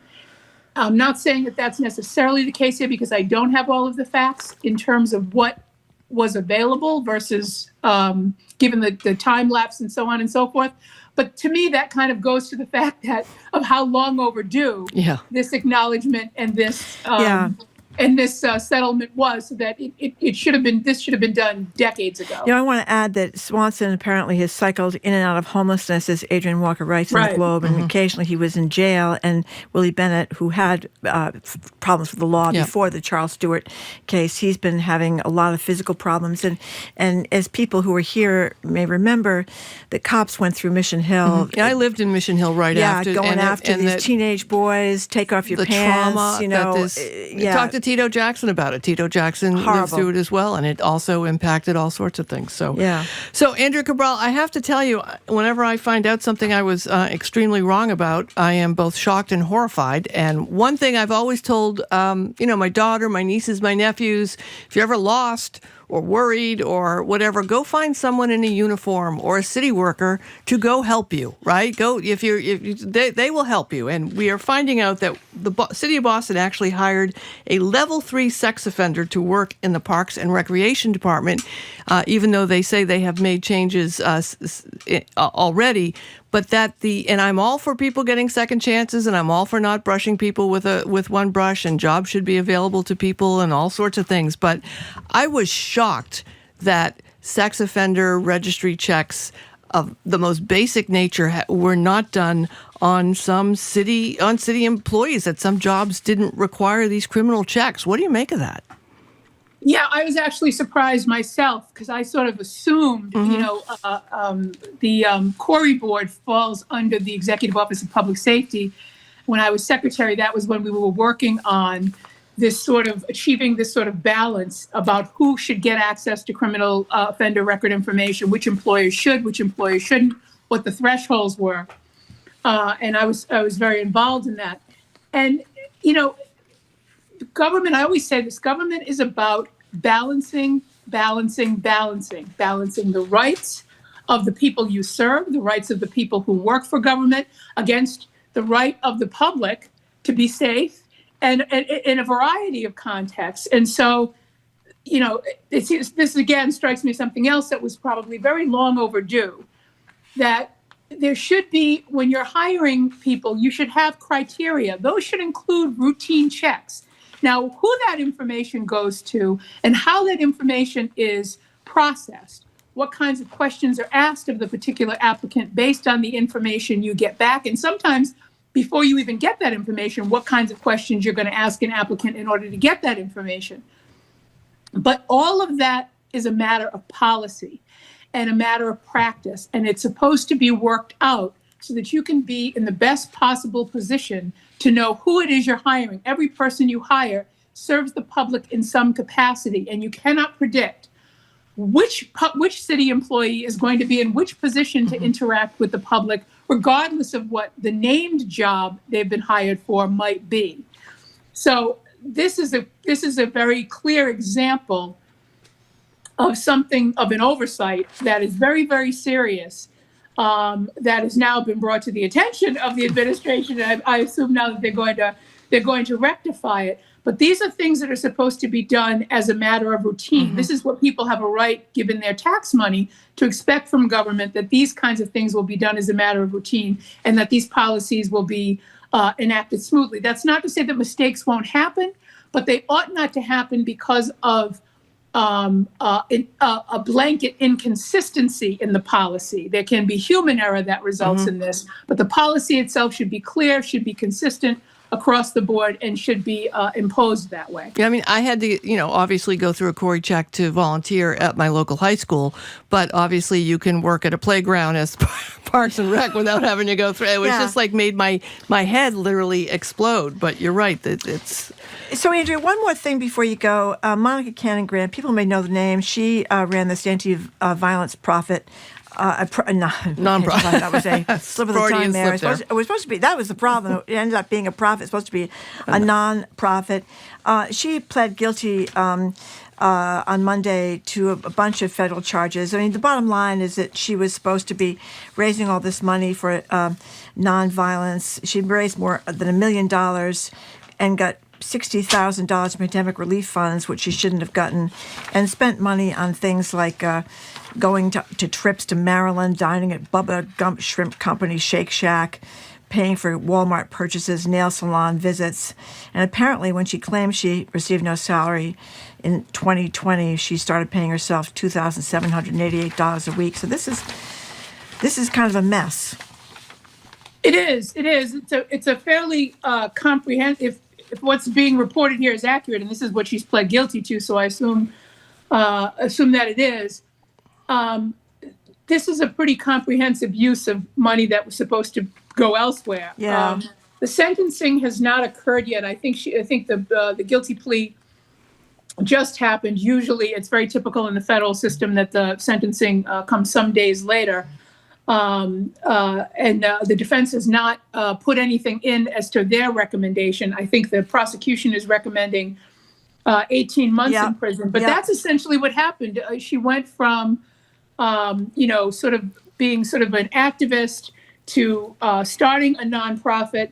And it had a lot of, I remember reading about it at the time, some admirable and very sort of lofty goals around how to beat back tides of violence, keep people out of violent situations. She ran a very successful protest that marched from Franklin Park through Boston during BLM without any violence, without any problems. Yep. Also delivering meals during COVID. That was one of the most disappointing things to read, was that there was I think it was a grant, a $6,000 or $8,000 grant to provide meals during COVID, and that didn't happen. It went for it was spent on personal trips and some of the things that Margery sort of listed. And so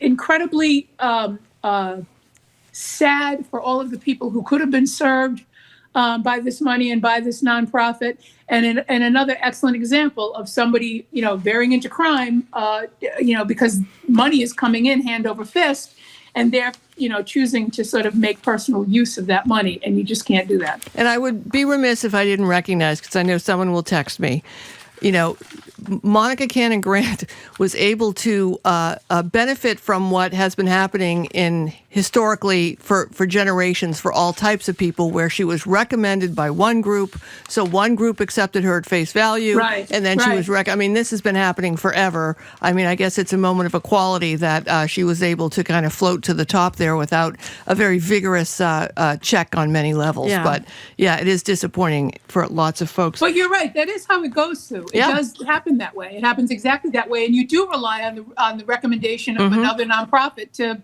work with a particular person, and that's how reputations are built in the nonprofit world. Absolutely. All right, Andrea Cabral. Thank you. Talk to you soon. We've been speaking with former Suffolk County Sheriff and former Massachusetts Secretary of Public Safety, Andrea Cabral. Coming up after a quick break, it's Boston Globe business columnist Shirley Leung. I'm Sue O'Connell. I'm in for Browdy. She is Margery Egan, in for herself. And you are listening to BPR on 89.7 GBH and streaming at youtube.com/GBH News.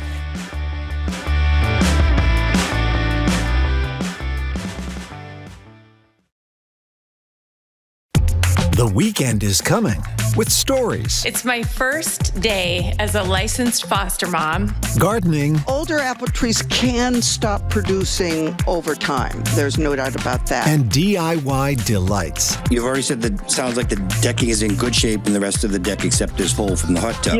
It's in reasonable shape. What I would do is identify what the material is, the decking, an ipe, a fir. That's how we do weekends on GBH 89.7. Our programs are made possible thanks to you. And Moderna. mNEXSpike, COVID-19 vaccine mRNA by Moderna, is available. Pharmacists can help with any questions about mNEXSpike. And Sony Pictures Classics, presenting Eleanor the Great, a film directed by Scarlett Johansson, starring June Squibb as a 94-year-old woman who tells a tale that begins to take on a life of its own. Only in theaters, starting Friday.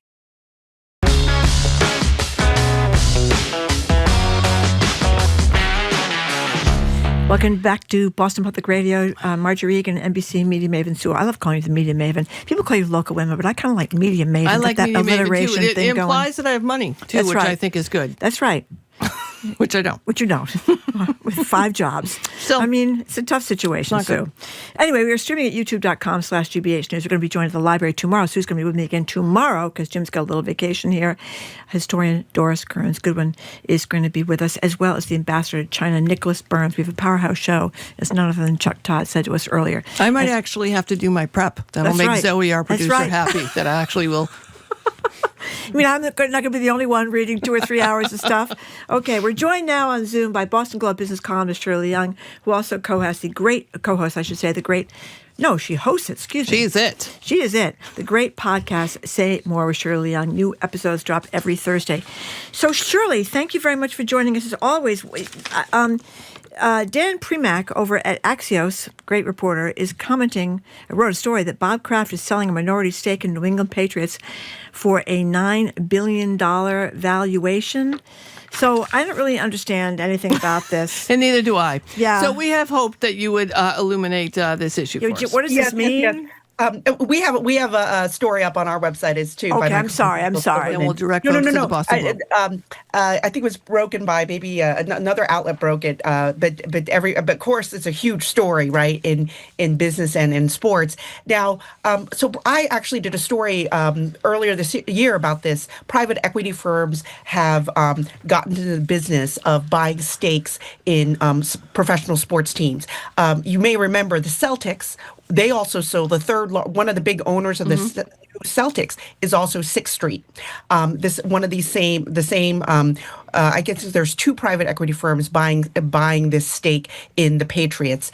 And the reason why I was thinking about when you buy a sports team, right, you lock all your money into the sports team. And usually you only make money or see kind of the proceeds when you sell it. You only hit it big when you sell the whole team. Right. And so what's happening now is as the valuations get bigger, the leagues, whether it's the NFL or the NBA or the MLB, they're allowing sports owners to cash out a little bit and to sell a small stake. And it's not that this private equity firms will take over, right? These are passive investments. They're minority owners. Often the leagues have capped the amount that a private equity firm can own. I think in the NFL it's like 10%. So as you know, private equity firms don't have a great reputation, right? They do not.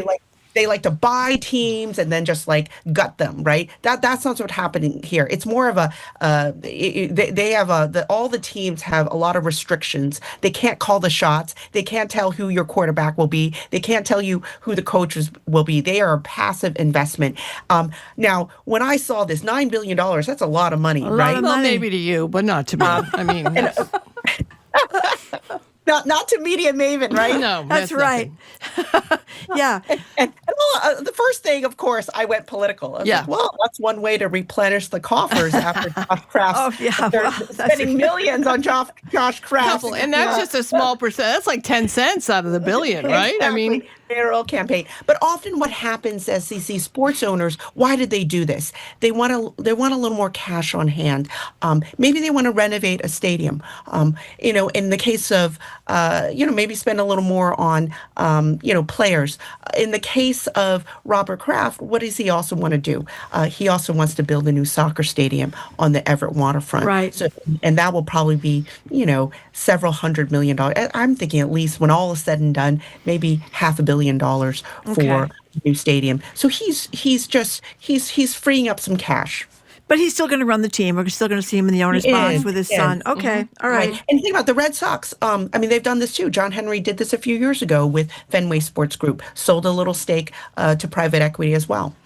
All right. So while we're on the political, what I love about talking to you about, Shirley, is that everything I see through the political lens as well. Michelle Wu has a straight path unless there's some wild write-in candidate that comes in to the mayoral office again for another term. I've been as we are in this, what was supposed to be this heated battle to get there. Josh Kraft, of course, dropping out. He said he was going to refocus his philanthropy and his efforts I never hear a bad word about Josh Kraft, I have to say, and his work in the community and what he does. I hate that there's no head-to-head contest here. I think it's good for democracy. I think it's good for candidates whenever they have this. But I feel like I'm walking around the city seeing Michelle Wu close the deal that she's already closed. Mass and Cass has, over the recent weeks, has shown great improvement, including into the South End, into Andrew Square. Certainly not totally where we'd like it to be and where people are, but we've seen that being cleaned up. Michelle Wu also announcing this settlement with the individuals from the Charles Stewart case that were victims. I mean, what is Michelle Wu going to do? She's just going to keep rolling out her close the deal things. I'm being cynical here because I imagine she, maybe could have done these earlier, but she's doing them now because it would be the general election. What does this mean for Boston that she has no opponent and we're going to get more Michelle Wu? Yeah, I mean, I'm like you. I think democracy is better when we have multiple candidates and incumbents can be tested, and we as a city can have more of a debate on, the direction of our city. And I mean, I think, a lot of people thought maybe Josh Kraft might have a better shot, but because he has the name recognition and he certainly has all the money, a lot of money. And but nope. I mean, he could not buy this election, not even come close, so much so that he had to drop out. And so that's where we are. And Michelle Wu certainly deserves some time to take a victory lap, right? And she's been doing that in the 2 or 3 weeks since she's won that primary. But as I've written, before, the city, I mean, there are unhappy voters in the city. There's still a lot of work to be done. I mean, Mass and Cass, the tents are gone, but some of the elements of Mass and Cass are moving into the South End, and it's affecting residents and businesses there. We have residents in the city of Boston, they're paying much higher property taxes. That still never got resolved. What is she going to do about that? And then, of course, a lot of and that's happening because the downtown and properties, office buildings in Boston, I mean, they're losing a lot. Yeah.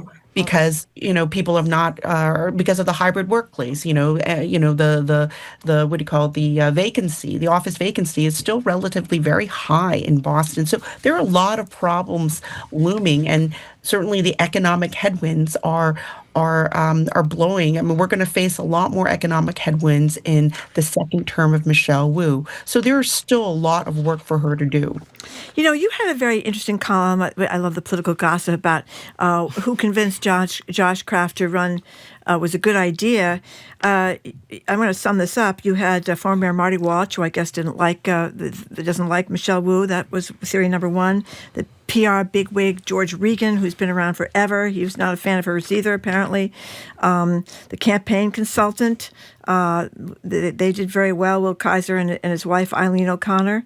Boston developers who thought she didn't answer their phone calls quick enough. And the Krafts themselves, so they could get more power in the city. I love that. Do you have any leader there? It was all above or what?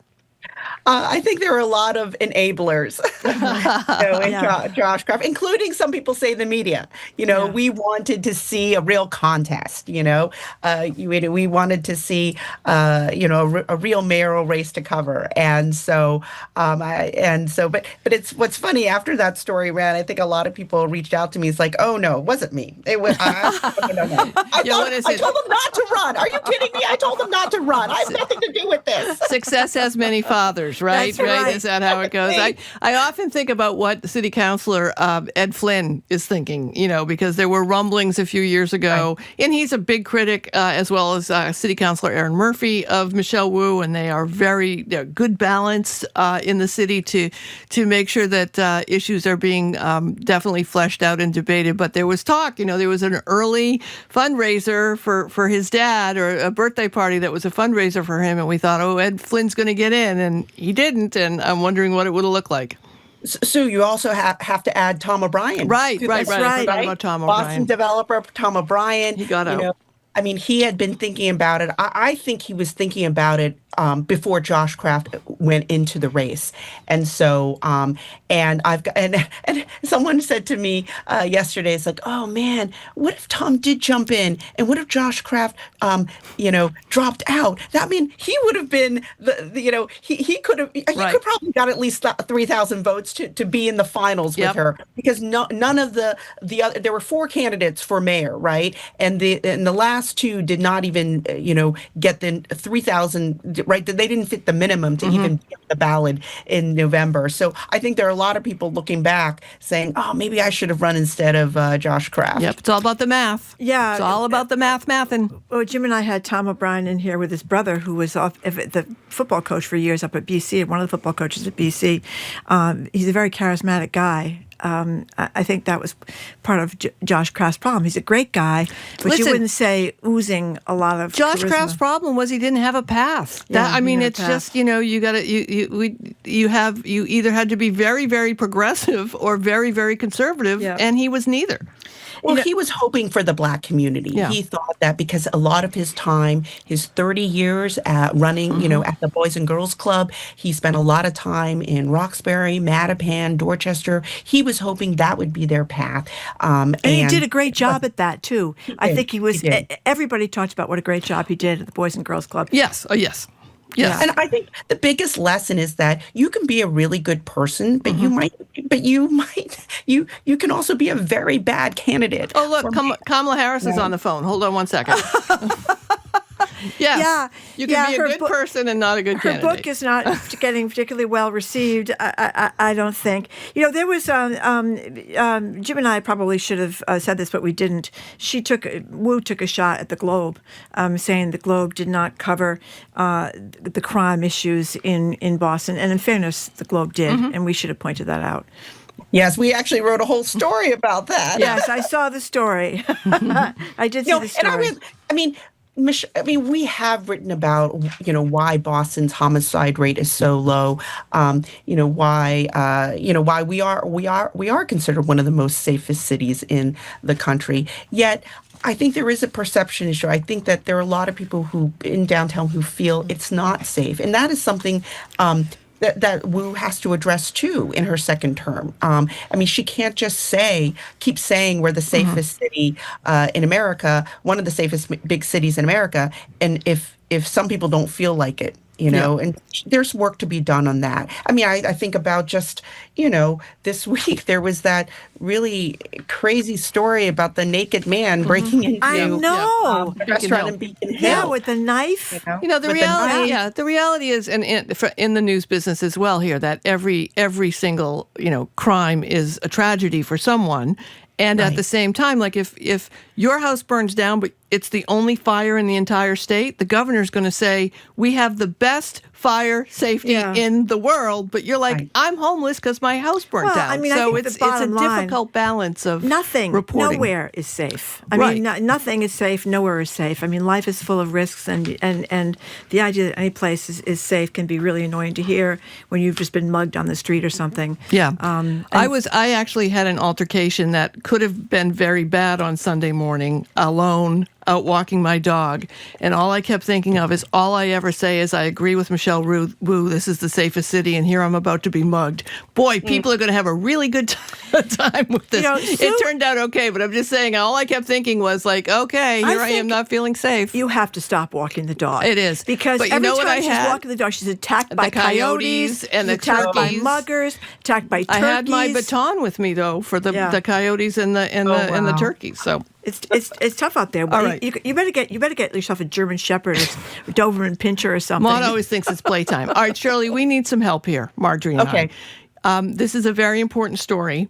We don't understand it at all. So the Apple Green Mass Highway Service Plaza issue, something we, humans never think about. Who owns the service plaza? Why do I care who owns the service plaza? Because I like nice bathrooms. Yeah, well, but what can you tell us? Give us a little primer here quickly on what this story is and why we should care. Because we should care. Why should we care? Well, it is a head scratcher for those watching it. It's like, who knew?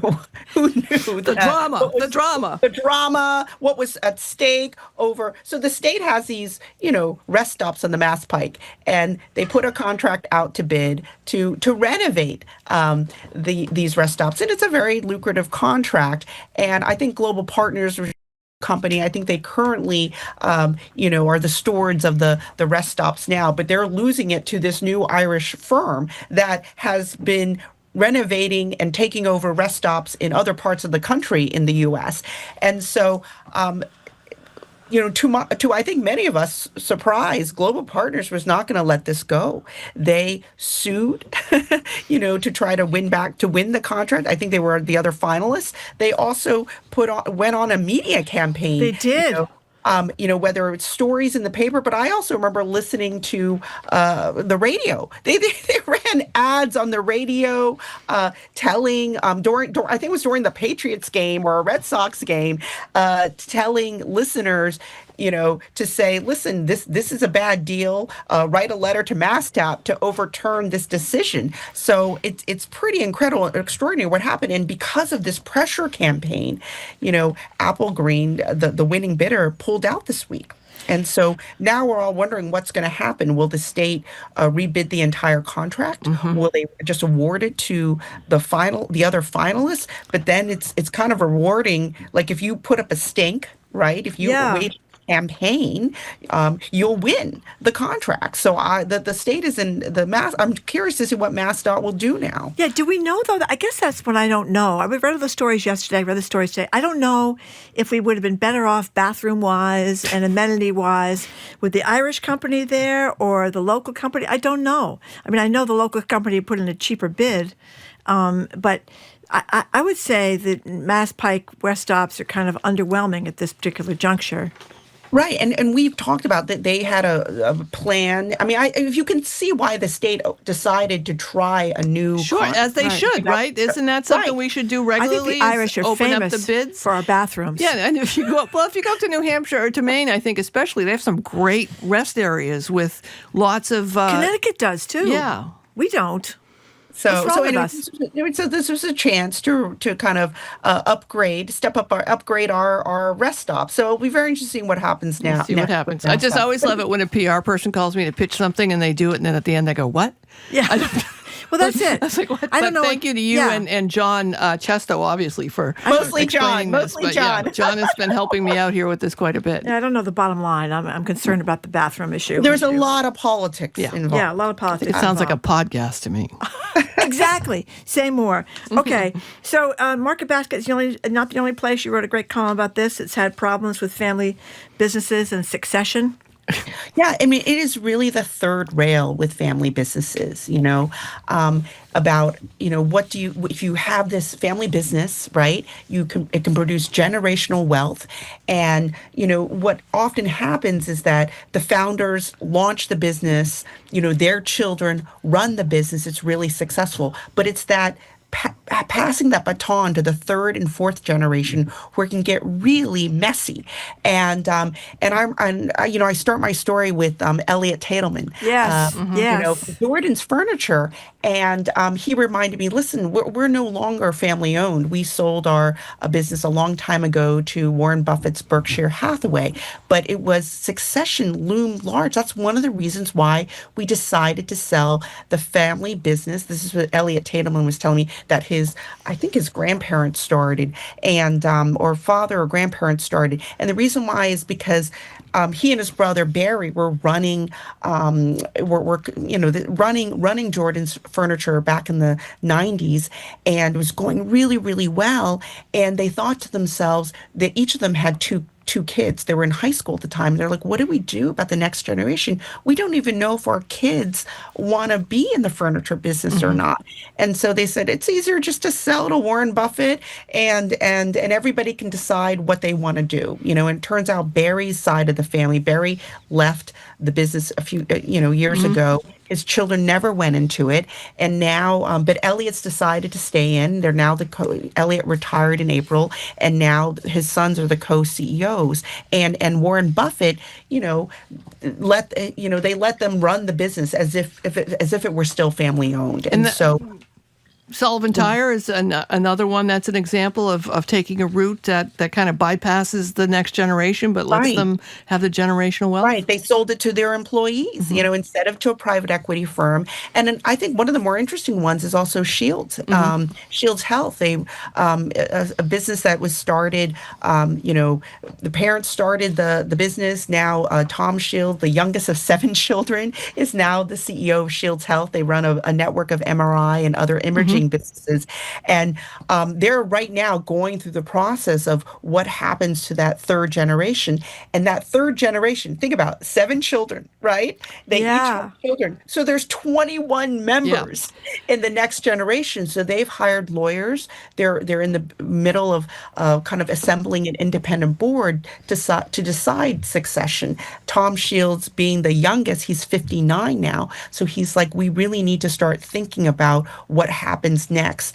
That next generation, there are only 5 of the 21 members are actually active, working at Shields right now. They're in their 20s. So, and what I've been told is that it takes about 10 years to do succession planning. And this is really what Market Basket should have done. Yep. Okay, we're out of time, but the new podcast is Steven Pinker, the Harvard professor saying Harvard should negotiate with Trump. Tune in. Okay. We'll have to find out. We'll have to find out. But it's available now. Oh, somebody else is doing it. Okay. Yeah, Karine Hajar is on filling in, and it's available, landed today. And then we also did a Market Basket. I heard that. That was great.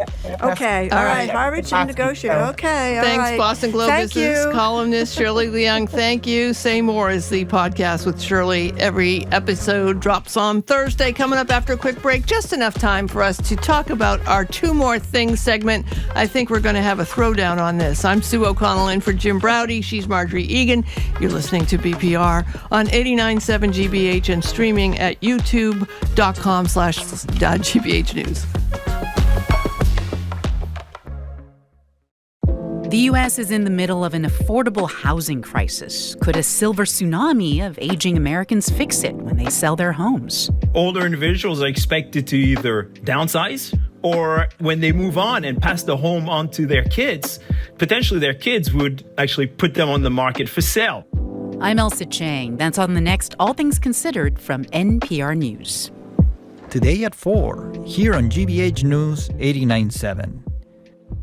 Support for our programs comes from you. And the DeMoore McKim School of Business at Northeastern University, where MBA and master's degree students can build vital business skills through experience. Learn more at northeastern.edu/business. And the Umbrella Arts Center, presenting the heartwarming play The Counter by Megan Kennedy, the story of an unexpected friendship formed over cups of coffee and one stunning secret, September 26th through November 9th. Details at theumbrellaarts.org.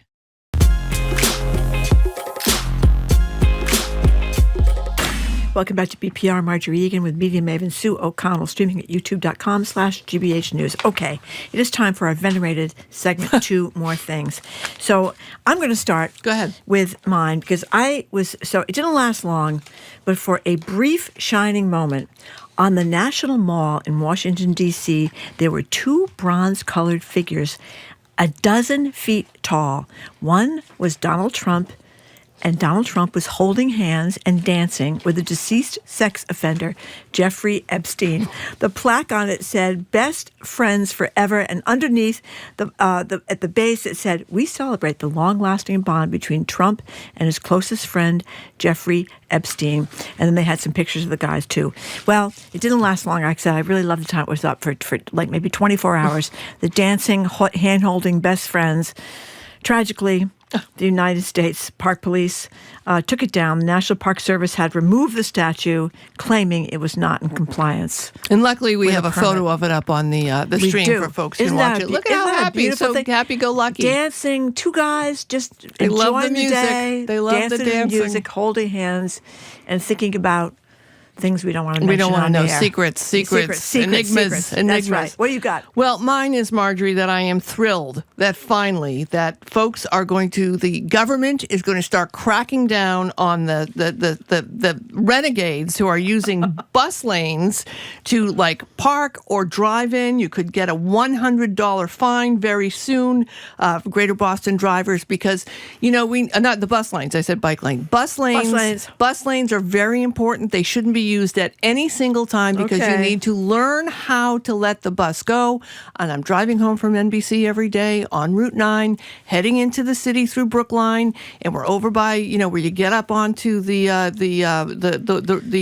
South Huntington. Yep. And people are in that bus lane, and I can't get over, and you're making it worse. You need to learn how to drive correctly, Margery. Okay. What do you think? Well, you're picking on me because I'm renowned as a scofflaw in the bus line department, because it is true.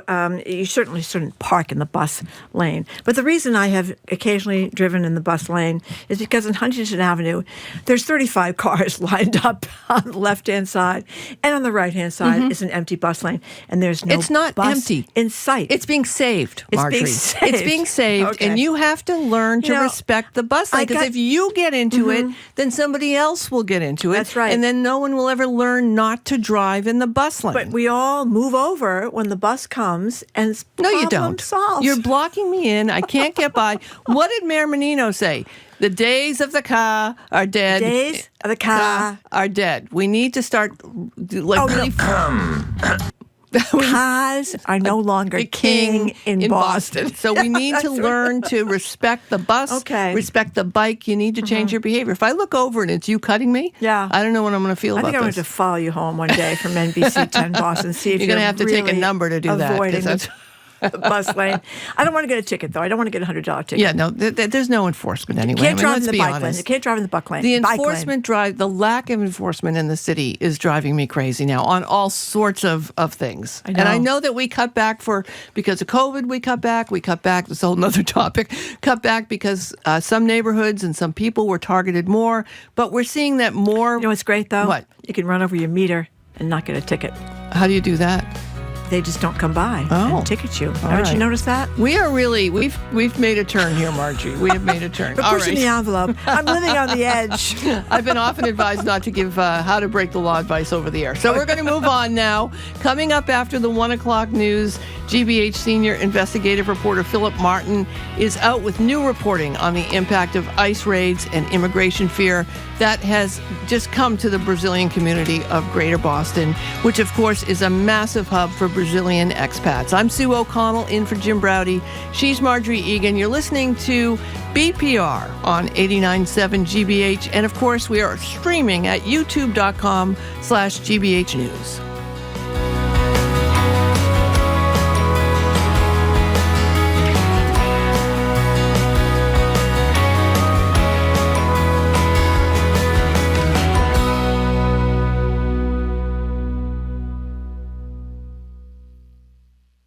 The Moth, live at the Wilbur Theater, returns this October. Get your pair of tickets now to experience the storytelling phenomenon live. The sooner you give, the better your seats. Tickets and more info at gbh.org/moth. Support for GBH comes from you. And Massachusetts Maritime Academy, where education meets transformation. Their Learn, Do, Lead philosophy is designed to deliver students prepared for global leadership in careers on land or at sea. Maritime.edu. And the law firm of Davis Malm, taking care of your business from startup to sale. Learn more at davismalm.com. Davis Malm. Lean, agile, strategic. You're listening to 89.7 WGBH HD1 Boston. Online at gbhnews.org. GBH News. What matters to you? I'm Margery Egan. Ahead on the third hour of Boston Public Radio, Massachusetts is home to the second largest Brazilian population in the country. And new reporting by GBH News finds that Brazilians in Greater Boston are living under immense fear as ICE ramps up its immigration crackdown here. We'll get the latest from GBH investigative reporter Phillip Martin and hear the first-hand experience of Renata Nunes, an American citizen of Brazilian descent. And I'm Sue O'Connell in for Jim Browdy. Then it's Am I the a-hole day? If you're a young person who can't afford to buy anything, are you a jerk for ordering the most expensive item on the menu every time your family goes out to dinner and they are the ones picking up the bill? They have the generational wealth. Why not get that surf and turf platter? Or should someone teach these young punks the value of a buck, especially when it's not theirs? Weigh in next on the third hour of BPR on 89.7 GBH.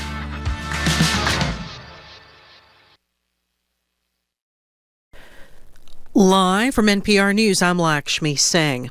President Trump's hosting Turkish President Recep Tayyip Erdogan at the White House this afternoon. The White House is considering lifting the U.S. freeze on sales of F-35 jets to Turkey.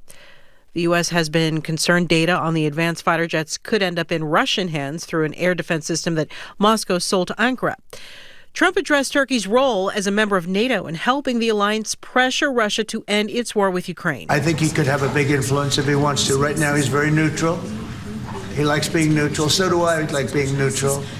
But he's somebody that if he got involved, the best thing he could do is not buy oil and gas from Russia. If he did that, that would be probably the best thing. He knows Putin like I know Putin.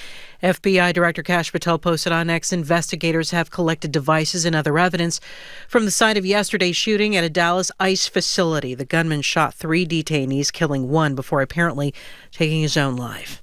The man who built 2 criminal cases against President Trump has broken his silence. NPR's Carrie Johnson reports former special counsel Jack Smith is warning about attacks on the rule of law. In remarks at George Mason University, former prosecutor Jack Smith says he's sad and angry about what's happening at the Justice Department. Smith says career public servants are being fired and vilified for doing their jobs.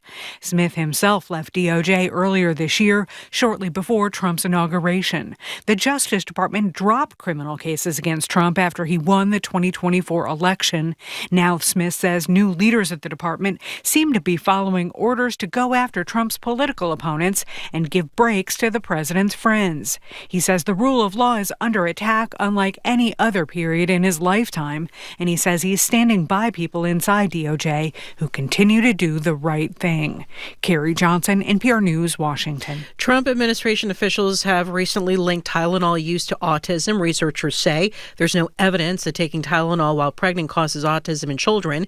And separately, administration officials have relaxed restrictions on a drug called leucovorin. NPR's Yuki Noguchi has more on that. Since the Trump administration said it would greenlight broader use of leucovorin, the Autism Science Foundation has fielded a lot of calls from patients and their families. Here's the group's chief scientific officer, Alicia Halliday. We've also seen a lot of activity on social media where families are very, very excited that it's going to be easier for them to get. Halliday is also the mother of an autistic daughter.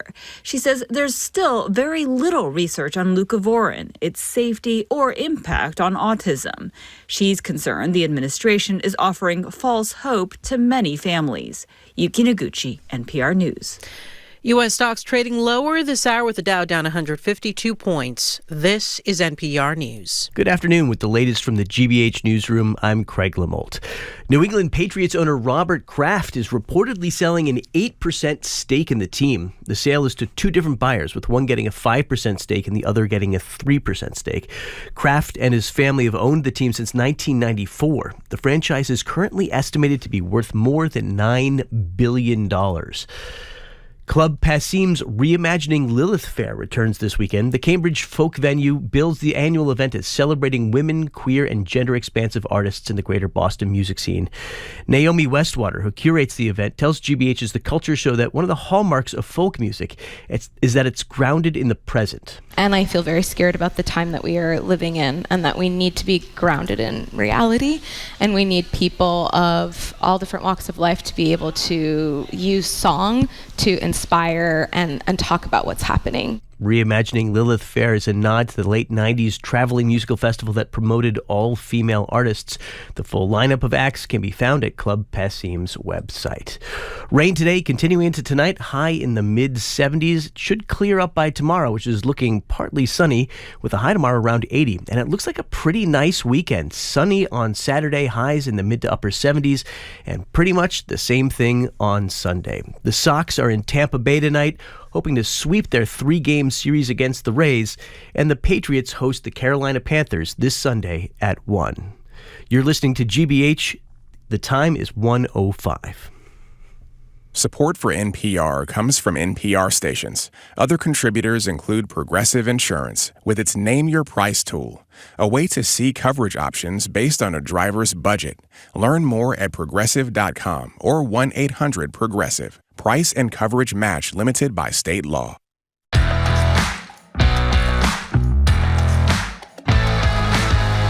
Welcome to hour number 3 of Boston Public Radio. Margery Egan in with NBC Media Maven Sue O'Connell. Jim is off today. We're streaming at youtube.com/GBH News. We're going to be back soon, because Jim's a little take a vacation here. We're going to be at the BPL tomorrow with historian Doris Kearns Goodwin and the former ambassador to China, Nicholas Burns. And people are thrilled I'm going to actually do my prep and study. That's and right. Be ready and prepared with good questions. Yeah, I don't want to, why should you change now, Sue? That would be my question. But in any case, the governor's going to be with us as well on Tuesday. That's also at the Boston Public Library.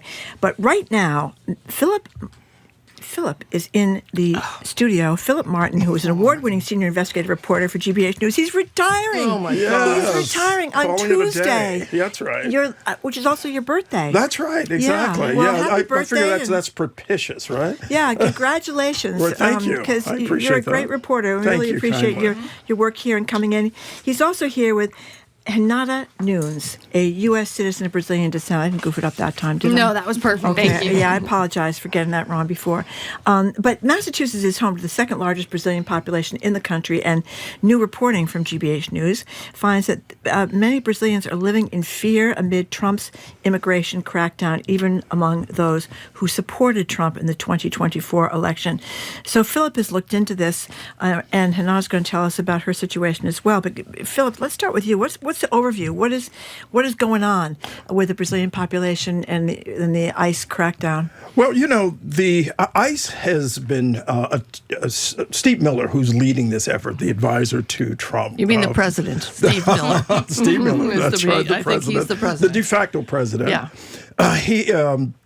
He has essentially pushed this extreme anti-immigrant agenda, and he called on ICE agents to arrest a quota of about 3,000 immigrants per day across the country.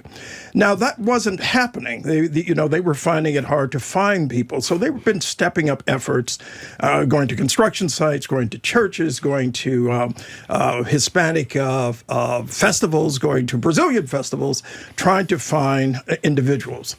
And with the largest immigrant population in the state, Brazilians, 140,000 it's estimated, according to one study by the Boston Foundation and the Latino Fund. They figure, as this fellow from the Deportation Data Project says, that let's go where the immigrants are. And where the immigrants are in the Brazilian community. So the immigrants of Brazilian descent, more than any other immigrant group in the state, are being targeted by ICE with arrests, detentions, and deportations. Renata, I have to tell you that one of this is one of those great things. One of my dearest friends is of Brazilian descent, and I speak with her weekly. And she runs a business, and she has been very concerned about the crackdown, and has been. At one point, we would, for a long time, never talk about politics, but during this presidential administration, we have. And while she was complaining about the immigration crackdown, one of the other people who was there had said, "But you voted for him." Yeah, not surprised. And she said, "Well, I did. I voted for him this time." She's a citizen. I voted for him last time. But I thought that our Constitution and our nation had these guardrails that would keep these things from happening. Can you speak for some people in the Brazilian community? Yeah. I work with my friends at Telemundo. We often talk with Latinos, Latinas, Hispanic folks who voted for Trump. We've seen the numbers. Can you tell us what you're hearing from your fellow Brazilian Americans and Brazilians who support Donald Trump, why they voted for him? Yeah, so I think for context, a lot of the Brazilians that are living here are very religious. They're very evangelical. And those family values, so to speak, that evangelicals often will profess to practice and believe in are the overarching driving power, essentially, for these Brazilians, and why they voted for Trump, and why even in Brazil they voted for Jair Bolsonaro, often referred to as the Trump of the tropics. Talking about abortion? Say that again? You're talking about abortion? No, just abortion, I would say borderline homophobic stances. Okay, anti-gay. Anti-gay stances. Very much the nuclear family, support of the nuclear family, going to church. And so that's where the Brazilians are coming from when they're voting. And they do see that Trump and the Republican Party, they're not necessarily the most immigrant-friendly.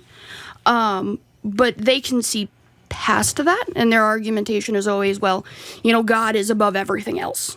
And so even if you have this man who they will often align to Paul in the Bible, right? A man who used to kill Christians became an apostle himself. Mm-hmm. Trump is basically a Paul. And so they can forgive Trump for anything and almost everything he does. And so they're going at it from this perspective. And yes, I think that in the U.S., in contrast to Brazil, which is historically a very politically unstable country, we had a dictatorship from 1964 to 1985 in Brazil. There's always the threat of a dictatorship. In America, I feel that a lot of Latinos and a lot of Brazilians specifically feel confident that the law, the Constitution, will be upheld. And they historically have seen the Republicans as supporting these evangelical values.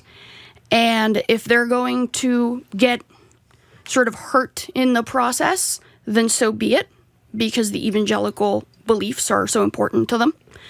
When I interviewed Brazilians back in 2020, they basically, I did a project at Boston University when I was a senior. They basically talk about their immigration status as though they're talking about the weather. I remember basically... What do you mean? Basically paraphrasing it, a good example is, yes, I am an illegal, so yes, they have the right to hate me. Now that was Biden obviously became president till 2024. So now we have a second term with Trump, and he's kind of going ham on the Latino community, the Brazilian community. But realistically, they might be able to separate their immigration status, their fears, but that doesn't mean that they're not still conservative. And if they were citizens, they wouldn't be voting for Trump. They would not be voting for Trump if they were citizens. No, they would be. They would be voting yes, for Trump. Yes, exactly. That's what I meant to say. Yeah. Well, I mean, you've done a lot of reporting on this now. I think a lot of people didn't. Trump talked about going after the bad hombres, the criminals. Not the grandmas. Or the mothers dropping the kids off at daycare. So, and we're hearing all these festivals, or, the Brazil Day of Independence. We did reporting here at GBH. People weren't showing up at that. There was that festival that was canceled here, there, and everywhere because people are afraid to show up. I don't think people expected ICE agents to surround 5-year-old girls in their driveway, demanding that Dad come out. So what are you hearing? Well, it's funny. I think Renata really summed it up very well. What the contradictions within the Brazilian community, and these contradictions, of course, exist within Latino communities across the board, where and it's not necessarily that people are voting against their interest, because if their interest is in their view keeping out left-wing governments, which they would see as a Biden government or a Kamala Harris government, then they vote for Trump. If they see almost anything that is liberal, if they equate that with communism, as many do who coming in from Latin America, not just Brazil, but across the continent, where there's this very, very narrow definition of what is liberalism and what is leftist, almost always equated with communism. And so people vote in that way. And so I'm saying even folks who were deported or facing deportation, according to the Brazilian Women's Group. The executive director I spoke with there, she's had experiences in various groupings of women that she's brought together, who've come together to talk about their needs, housing, especially after their husbands have been picked up, clothing, especially after their husbands have been picked up, food. And some of them still express support for the most reactionary policies enunciated and espoused and promulgated by the Trump administration. So you have those contradictions. Again, you have 140,000, and that's a low estimate, by the way, of number of Brazilians in the state, because when you consider that they also represent the largest number of non-citizens, and again, among those non-citizens, it's not clear how many undocumented, but they represent the largest number of non-citizens in the state, more than 50%. And so they, of course, become easy pickings, as the Deportation Data Project co-director framed it, for ICE. Albeit the contradictions that I had just mentioned. And by the way, my research also shows, and it's you could take a look at a new book by Taylor Boas, a professor at Boston University, who's written a new book on religion and voting patterns by Brazilians. It pretty much conforms with what Renata was just stating and what I was just mentioning in terms of ideological bent. So, Renata, I always feel it's compelled to say this, that everyone in Latin America, there are lots of different types of people, lots of different countries. Yes, definitely. Lots of different languages in Central America as well, Correct. that it's not just Portuguese and it's not just Spanish. There's a variety of folks. When we group people as groups and voting blocks, we all go through it, black men, white women, gay people, Latinas, whatever.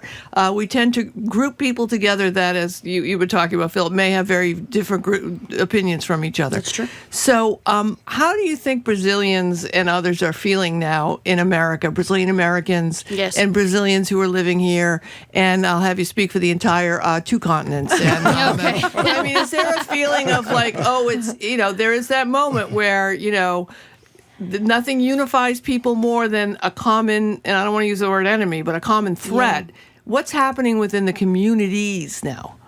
Yeah. So specifically for the Brazilian American community, they do have very strong ties to their Brazilian families. The culture as well. I think Brazilian culture, Latin culture in general, tends to be very, very family-oriented, very collective instead of individualistic like American culture is. And so the ties that they maintain with their families, specifically in the state of Minas Gerais, the vast majority of the Brazilian Americans in the U.S. and Massachusetts are from Minas Gerais. Historically, that came from an American project to develop the middle of the country. And so a lot of scientists from Boston actually went to Minas Gerais to develop these rails. And a lot of these, at the time, Brazil was still very much a developing country. It was a country on the rise, so to speak. A lot of these immigrants who were often poor, they saw these Americans and they said, I can go there and have a better life, right? So they came to the U.S. And so that sort of created a push factor, right? My uncle is going, my mom is going, my daughter is going, and so you just have my neighbors going, whatever. So you just had a lot of Brazilians coming here, but they still maintain these ties back to Brazil. And I think that creates almost like a feedback loop where they're constantly, you would think, right, that, we have a common enemy, this person who hates us, but every single time, at least in my personal experience, that I've talked to people, they still hold these very strong beliefs, and to what Phil said, what communism is, right? They think that Brazil is going to fall to communism like Cuba fell to communism, like Venezuela fell to communism, so to speak, right? They do define anything that is liberal as communist. And so they see a person like Kamala Harris, she's going to make the U.S. China or Russia or Cuba. And so I think their political stances when it comes to this is very much to vote for the person who's not going to turn their country or their future country into a communist regime, so to speak. But we have to state, of course, there are two data points that are very important. Albeit what we're seeing with the votes in this past election, more than 60% of Brazilian Americans voted for Kamala Harris in this past election, according to one poll, and over 30% voted for Donald Trump. Now, that 30%, however, is 3 times the number that voted for Donald Trump in 2016. Right. So there's been an increase of support for Donald Trump, but there's still a level of support for, if you will, traditional liberalism and pro-democracy policies formed by the view of the Kamala Harris campaign, for example, that still went to her campaign. Another data point is a third of the immigrants who have been arrested thus far in Massachusetts are Brazilians. A third, and that is. I'm sorry, a quarter. My apologies. A quarter have been arrested, have been Brazilian, and the arrests have been 3 times more than they were a year ago by ICE. And you also talk about, by the way, we're talking to Phillip Martin from GBH, who's retiring on Tuesday. His last day a birthday. is Tuesday, yes. Thank you. And Renata Nunes, who was born in Brazil. And so you'd be a dreamer, I guess, wouldn't you? Would you be a dreamer? I would, hypothetically, but Yeah. because of the way that we came to the U.S., my mom was actually able to secure permanent residency when I was very young, even before DACA. But I have cousins who are also dreamers, and they're also very conservative. Well, you've also talked about, though, in addition to people being very conservative, people being very scared. And your family thinking you were untouchable. You said this to Phillip. And now maybe you're not untouchable. Exactly. So I can't imagine leaving, even though I'm not happy with what's going on in the United States right now, I can't imagine leaving my country to go someplace else. Your family left their country to come someplace else. That's a very dramatic thing to do. Yes. So they left home for economics, poverty, whatever it was, to come here. And so now they're facing the prospect of not even just being sent back to Brazil, but being sent to South Sudan or, wherever. So I can't imagine how that makes people Trump supporters. Yeah, so I think there's also this, unfortunately, because of a lot of characteristics in the culture, I think that Brazilians don't necessarily emphasize education as much. So they tend to emphasize, I'm going to go into something that, some type of course where I can make money and make money fast.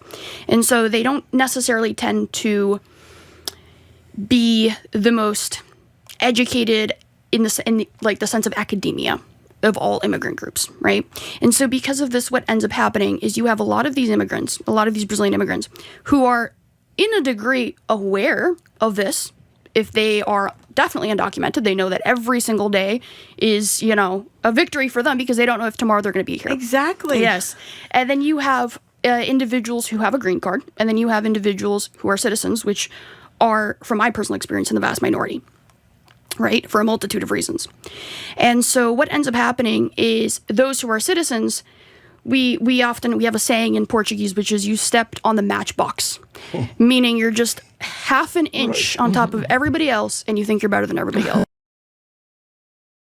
Something that we often joke with other Brazilians about, that you never even want to work as a Brazilian, you don't want to work for a Brazilian because they're going to be the worst. Yes, which is very funny. And ironically, I think I saw that growing up a lot, and I wanted to sort of put that on its head and really work with the Brazilian community and really research the Brazilian community, because Brazilians are taught that we're not supposed to really like each other, and we're competing with one another. And so what I think happens is you have this communal sense superficially, but you peel up a layer and you see actually there's so much fighting in between. And there's so much competition. And so I have relatives and family friends and people who are very near and dear to us, who are Brazilian, and their point of view is, I'm a citizen, too bad. Whatever happens to my compatriots, too bad. But wouldn't you say, though, I think, again, something that Sue said earlier, I think we want to of course, avoid the notion of a monolithic portrayal of any group, and including Brazilians. So we understand the complexity of these communities, and that again is a hallmark of what you just described of many communities. The notion of hierarchy and how to achieve hierarchy. So this is we have the A gays in the LGBT. That's right. Group, right? That's right. You have these contradictions within communities, but I think again the main thing is that the government is looking for shortcuts to apprehend people, and then there are contradictions that occur in that context, that people are being apprehended, they're being detained. Some people are doing what Donald Trump described as self-deportation. We spoke to a woman who calls herself Maria, who was at the Brazilian Worker Center when I was there, and she was there to collect a voucher to go for a one-way trip to Logan Airport for her and her children. Ended up 19 hours later in Belo Horizonte, in the capital of Minas Gerais. And from there, she took a 9-hour ride to her village. And she...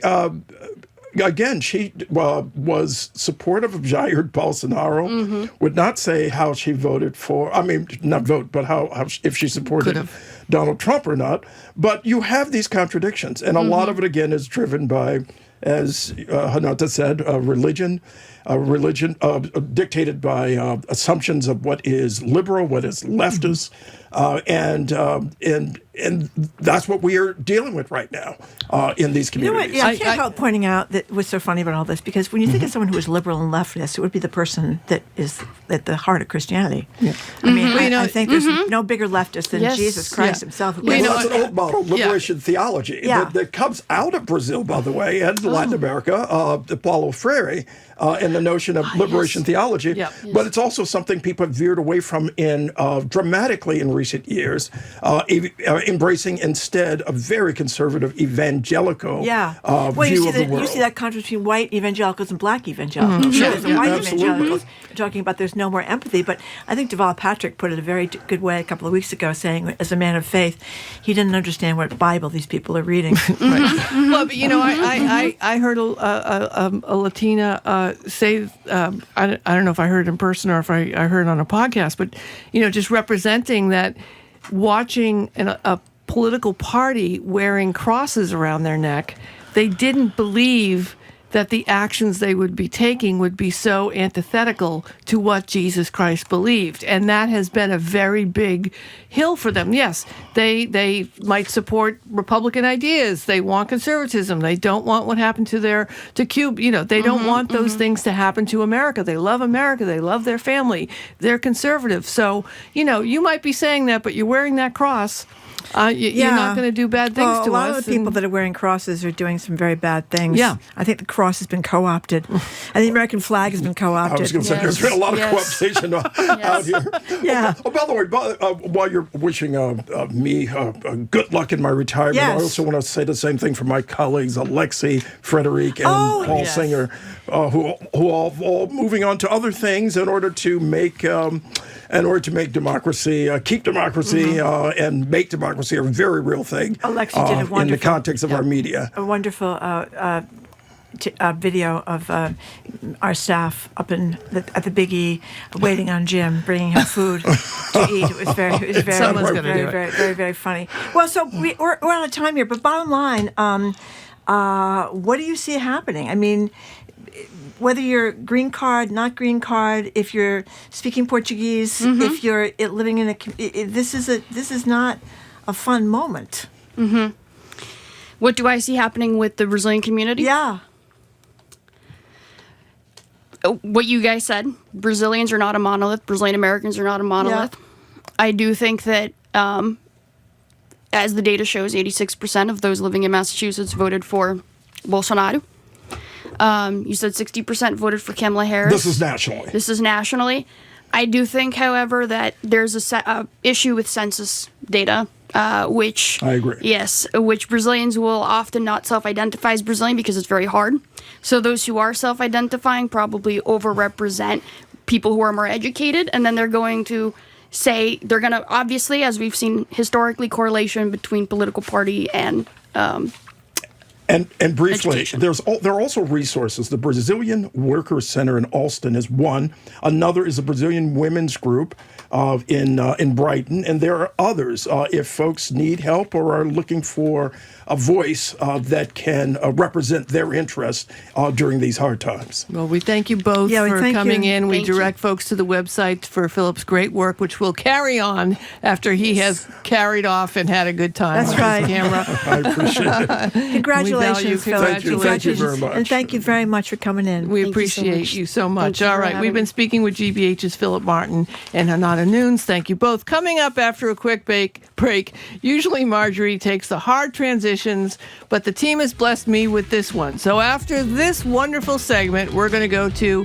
It's the Am I the A-hole Day, okay? And we're going to lay out a scenario for you in just a moment. Stay with us. I'm Sue O'Connell in for Jim Browdy. She's Margery Egan, and you are listening to BPR on 89.7 GBH and streaming at youtube.com/GBH News.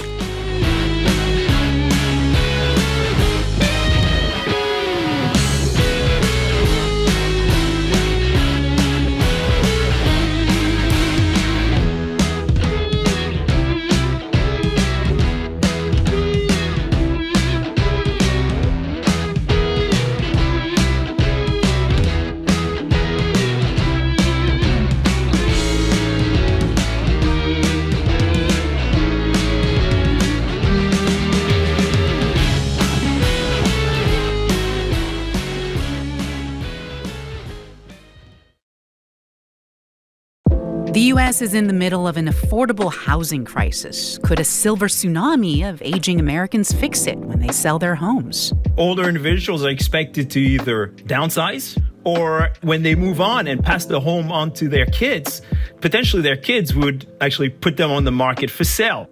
I'm Elsa Chang. That's on the next All Things Considered from NPR News. Today at 4, here on GBH News 89. Thanks to you. And Minus 33 Merino Wool in Ashland, New Hampshire. Since 1916, makers of all-natural merino wool underwear, outerwear, and New Hampshire-made socks. Their merino wool clothing and accessories are available at minus33.com. And the Office of the Massachusetts State Treasurer. The Unclaimed Property Division is holding unclaimed funds. New properties are added often. To see if you have unclaimed money, you can visit findmassmoney.gov.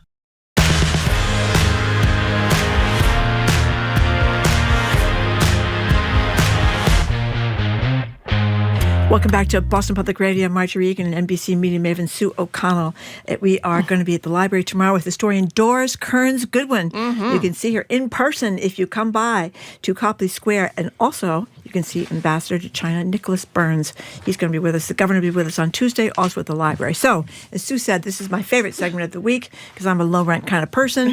Who is the bigger a-hole? You know the drill. We find these supposedly real-life scenarios somewhere online and turn them over to you to weigh in at 877-301-8970. So this week, an uncle is lamenting to readers on Reddit that every time he takes his family out to eat, his wife's sister's kid, an 11-year-old, takes it upon himself to order over $100 in food for himself. We're talking steak, we're talking lobster, we're talking caviar. If it says market price next to it, this little kid orders it. The kicker, a lot of the time he's not even finishing his food and then declines offers to take it home in a doggy bag. Oh my God. Okay, the issue isn't that this guy can't afford to feed this kid, it's that he doesn't want to. But considering our conversation earlier today about how a lot of young people today will probably never be able to lead a life where they can ever go out to dinner again, ever, should the uncle just suck it up? How do you feel, basically, about when you go out to treat people to dinner and there's a person in your family or just a friend or whoever who is constantly ordering the most expensive thing on the menu, 877-301-8970, and you, of course, are stuck with the bill. So what do you think, Sue? Well, I mean, obviously, a child, you know, I should not be just getting a full range of caviar on someone else's dime. Yeah. You know, I think that's a bit, and then not eating it or taking it home. I would say that, as someone who has been a accidental freeloader often, because I was an only child. I have a brother, but he's 14 years older. We're both only children in a way. So often I was like the only one there, like of the family. They go, no, we'll just we'll fold you in. You don't have to kick in. Yep. Or my brother has been paying for me for most of my adult life because he is my older brother. And I have a grown child now, but my daughter Ruby, who's very bougie, very bourgeois, has very exquisite taste in food. Is never had, like, even when she was a baby, she was eating oysters, right? Oh my God! So, and I never, because we're a small family, I also have never said no, you can't have that because she's the only one eating it. We don't drink any alcohol. All good. You're having a hot dog. Why not? So she has on occasion done that. Not caviar, but ordered a lot. But we take it home and we eat it. Yeah, and I've since said to her, please don't order the most expensive thing on the item when someone else is buying. Now that I'm an auntie, right, of grown children, I'm now paying for all of them when we go out. And because I also don't want to eat yucky food, right? And I mean, there's all kinds of good food. Yeah. But if you're going to go out, I want to go to the nice hand roll sushi place in Brookline. And then they just really... Ooh, what's the hand roll sushi place in Brookline? I can't know the name of it, but I've been eating there a lot and paying a lot of money for it. So I think there's a balance here. There's a hierarchy in elders. Okay, you're supposed to pick who the a-hole is. The parents. Okay. The parents. Parents of the kid. The parents of the kid. Yeah, because they needed to teach him not to do that. Jim would insist that I disagree with you, but I can't really disagree with you. I think it's the parents of the kid. Or the kid himself, that little brat. Yeah. Or, I don't know, if you're treating him, if you're out to dinner or lunch with him, again, you might ask the waiter to bring a limited menu. That's another thing you can do. Where's the kids' menu? Everybody can get grilled cheese and hot dogs. He's obviously macaroni he wants and cheese. to be. He's a sophisticated kid. I don't think we should dump on him. He's really got good taste. Okay, 877-301-8970. That is the number. What do you think? Lauren in Marblehead, we'll start with you. Hi, I had to call immediately. As you were telling the story, my jaw dropped on the floor. Yeah, a lobster and caviar and filet mignon, little brat. Right. Okay. Well, here. So a couple of quick things. One is that, yes, by all means, the parents are the a-holes, and for two reasons. One is they should explain to the child that's not what we do, and B, at the very worst, they should bring the doggy back home. If the child declines, that should go home. And I just, not that the kids can't have more than a grilled cheese sandwich or a crappy burger, but really?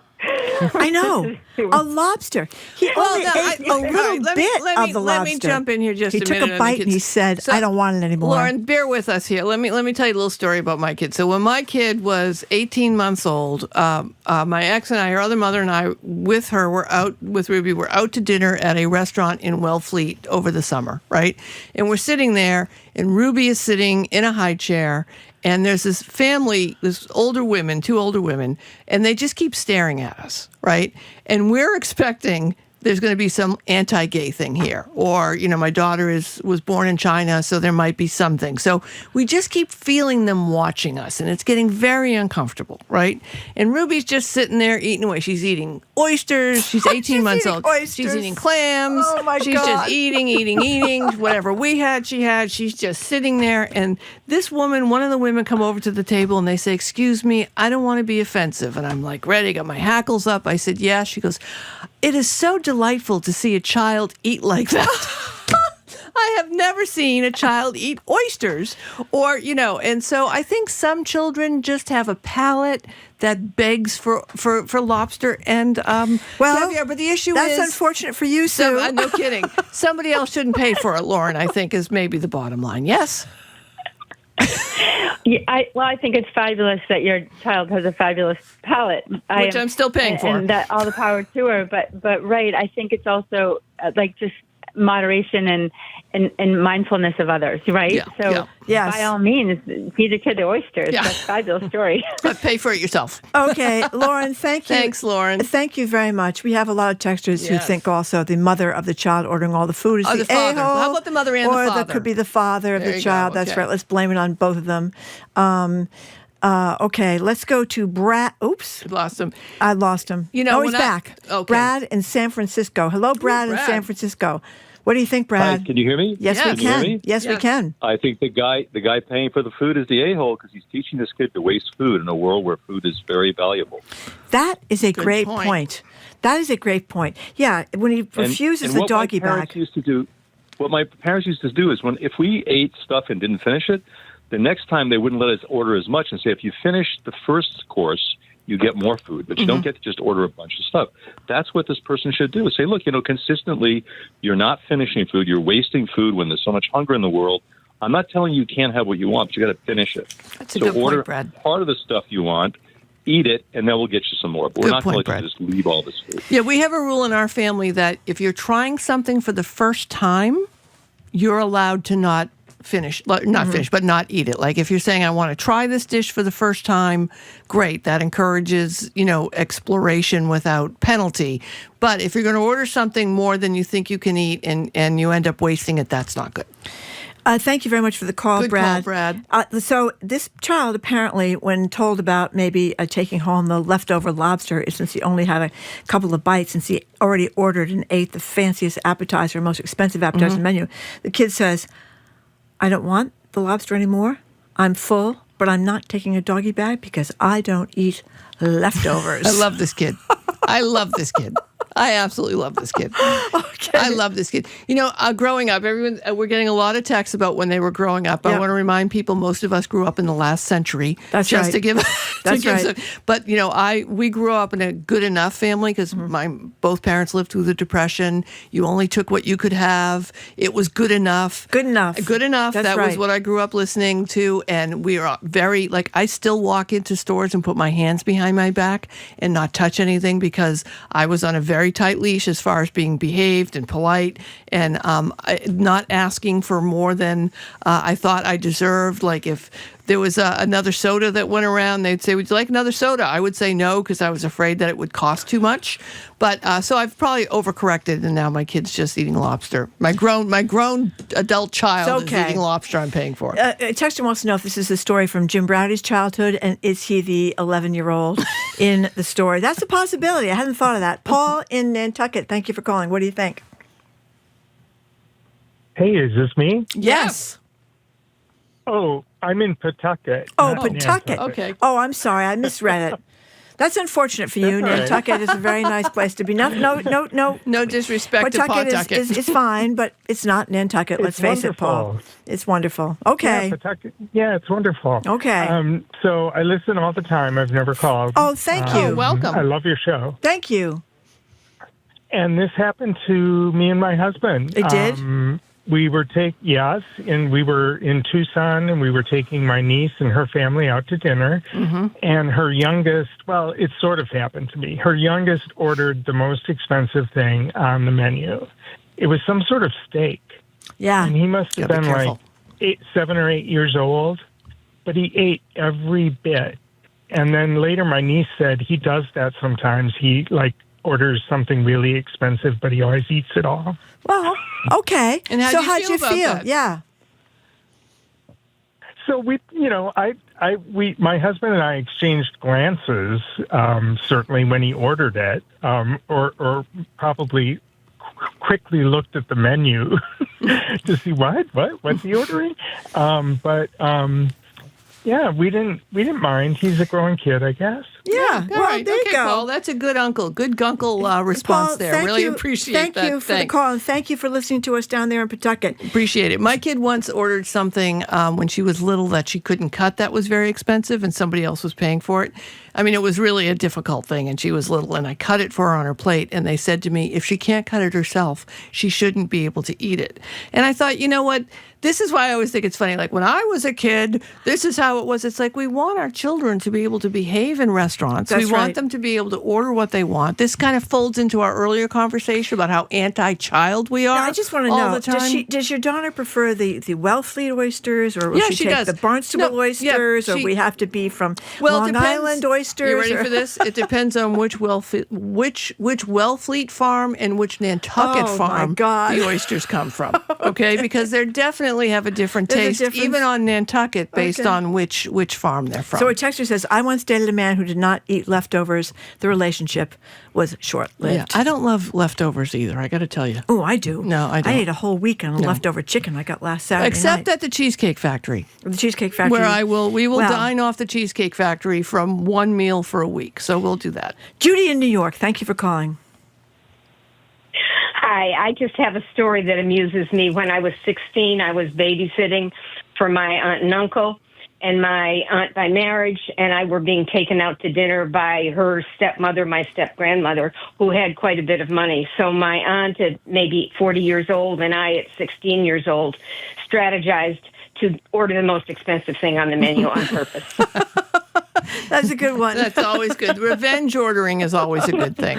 Judy, thank you for the call. We weren't against her as a person, but it was a fun little strategy. Yeah, you got to take advantage of it. Absolutely. Judy, thanks so much. There's also a bunch of TikToks and Instagram posts out there of people who go out. There's the eating to survive. This is kind of off topic a little bit, but if you're in New York and you can't afford dinner, and especially if you happen to be maybe a woman, you go on a lot of dates and order a lot of food so that you can you have no intention of seeing the guy again. You just want to get a good meal and make sure you have leftovers. And there's also a lot of TikToks of people recording their first date, and they judge if they're going to be a second date based on how much food and what expensive food the other person, if they're paying, has to order. So does the person get points if they order the more expensive food, or if they don't? They don't. Yeah. So I don't know. If you were going out with someone, I would never order the most expensive thing on a date, our first date. I know if someone else is paying, I usually don't order the most expensive thing, which is usually because I'm a freeloader. A polite freeloader. Maybe that's why I'm on the side of the kid. Maybe that's what it is. It could be. It could be. Chris from Rossi has a different perspective. He says his own kids are the a-holes. I would kill to have my kids enjoy fine foods. Instead, I'm stuck with noodles, grilled cheese, and nuggets. Exactly. Which is often true. Grilled cheese. I mean, think about how many grilled cheese. I don't know. I spent a lot of grilled cheese sandwiches, but it was okay because I love grilled cheese sandwiches. And when they didn't eat them, I just ate them myself. Just eat the crust. All right. We have Susan in Newmarket, New Hampshire. Susan, welcome to Boston Public Radio. Who's the a-hole? Oh, well, I think probably the parents, but I'm so excited. First-time caller and long-time listener. Welcome. And I just wanted to share that there's also some onus on the side of like going to that situation. And I'm just going to share like the other couple weekends ago, my sisters, I have two sisters and myself, and we've all grown up with parents from the Depression. And we took our nieces, we wanted to meet for lunch. And we preempted a $500 lunch with 10 nieces in their 20s. Excellent, with Susan. Peanut butter and jelly sandwiches outside. And this is a great and point. Diet Coke. And it was wonderful. Wonderful. So it cost maybe $50 to feed 12 people, and it was delightful. So Susan's point is, if you're going to take a kid to a restaurant where they can order lobster and caviar, do not be surprised when they order go somewhere else and make it a picnic or make it a more delightful one-on-one thing. I love that, Susan. Avoid those $500 lunches. Yeah. Yeah, that's a very good point, Susan. Thank you very much for the call. Our number is 877-301-8970. We're talking about who is the a-hole in this particular situation. And the situation is this.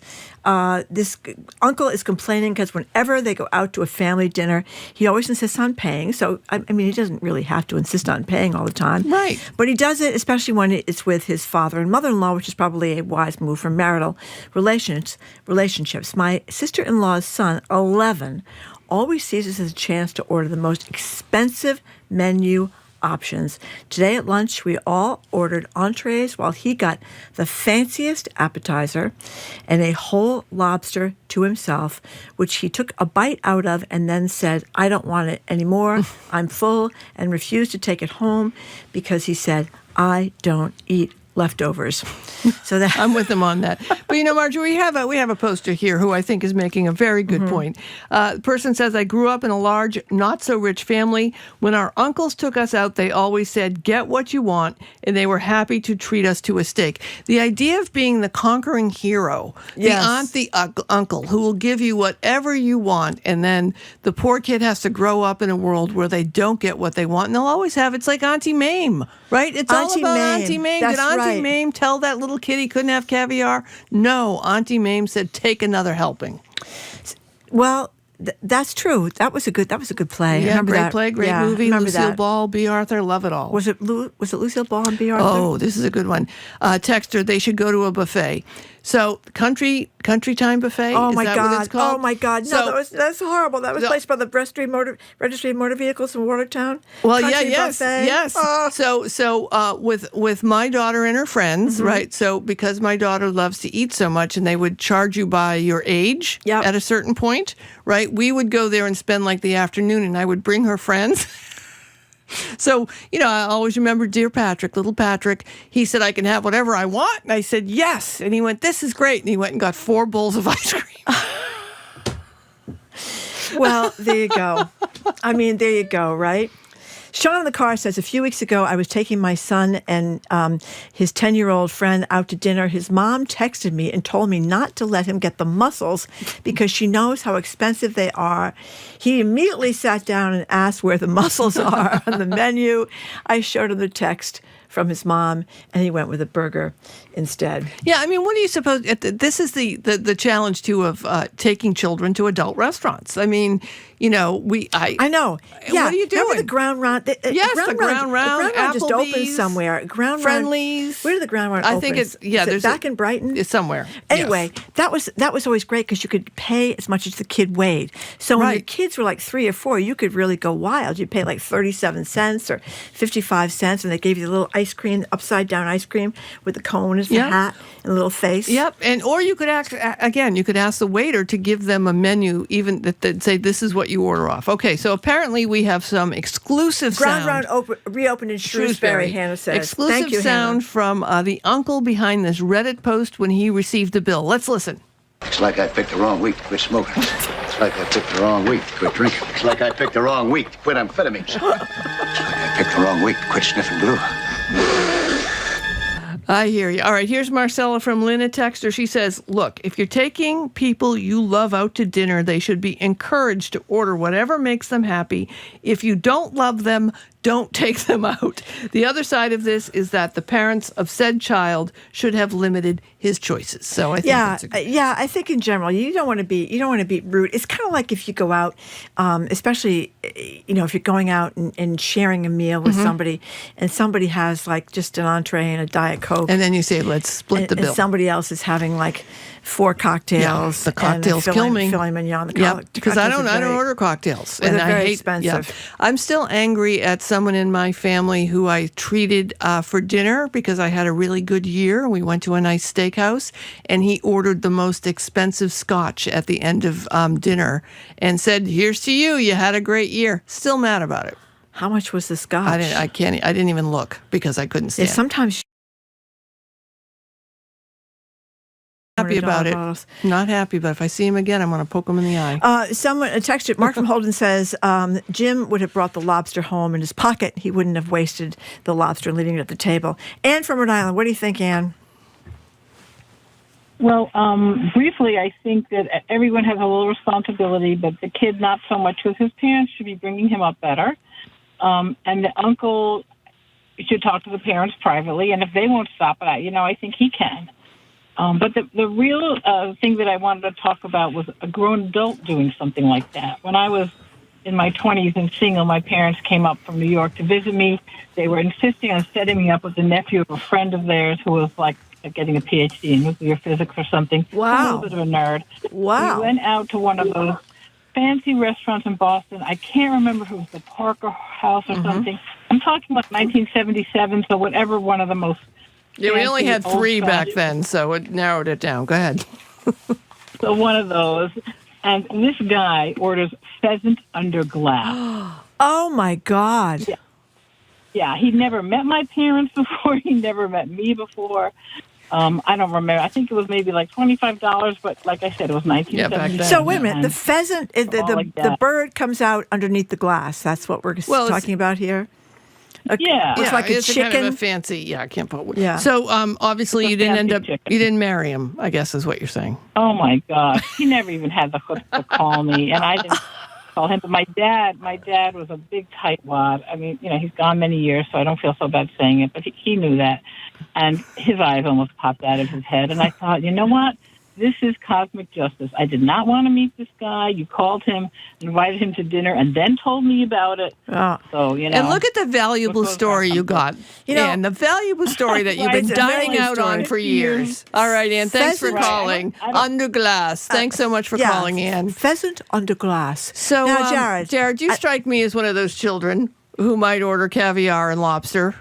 No, I was the noodles and butter guy. That's all I ever ordered. Yeah, me too. I mean, the easiest solution to this is what I do. I take all the kids in my life out to McDonald's. Eat whatever you want. Order anything off the menu. That's right. Yes. Yeah. And you don't want to when you go to a buffet with the children, it's always annoying if the children eat nothing but noodles and rolls, right? Because you want them to get the steak because you're at a buffet, but they never want that. They want something else. And then they go for all the desserts, and then they're running around for the next 5 hours. No, I think if you're going out with kids, you want to indulge them, but it's a one-time thing. You don't turn it into a habit. And if it's one kid in the whole party, that's the other point. It's like, are you really like pulling your hair out because the kid got a lobster? You know somebody got 4 drinks, first of all. Let me say in this party, right? The kid gets a lobster and we're all acting like it's the worst thing. Meanwhile, the wife had 4 drinks that were top shelf that the uncle had to pay for, and he's not complaining about that. Because the kid gets to take the hit. Yeah, that's right. She knows what she's doing. That's a cover. Jared Bowen is here. You got the culture show coming what's going up on? next. What's going on? We're going to be talking to director Simon Curtis about the new Downton Abbey movie. Oh, neat. He directed the last one. Now he's directing this one, and it's gotten good reviews. Hasn't it? It has gotten good reviews. Joyce Kilhary said on the show, it kind of moved her to tears. Actually, yeah, I love her. She's wonderful on your show. She's fabulous. So we'll talk to him about what it meant to bring the cast all back together, and especially without Maggie Smith, who of course has passed away. Tony V is here, the comedian. Oh God, that's great. We're very excited because he's part of a new musical called Rock Bottom, the musical. This is part of National Recovery Month.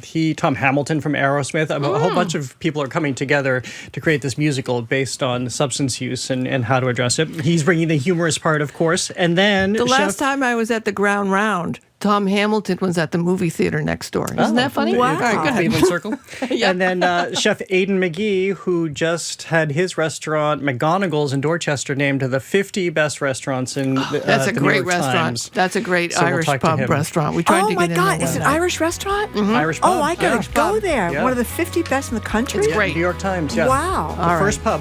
Jared Bowen, thank you very much. Thanks so much. But don't take your kids because they'll order all the fish and chips they want. All right, stay with us 24/7 with the podcast, with the TikTok page at Boston Public Radio. Tomorrow, we're back at the BPL with historian Doris Kearns Goodwin. She'll be with us at 1 o'clock. Also, journalist Yawu Miller and GBH's Callie Crossley for Press Play.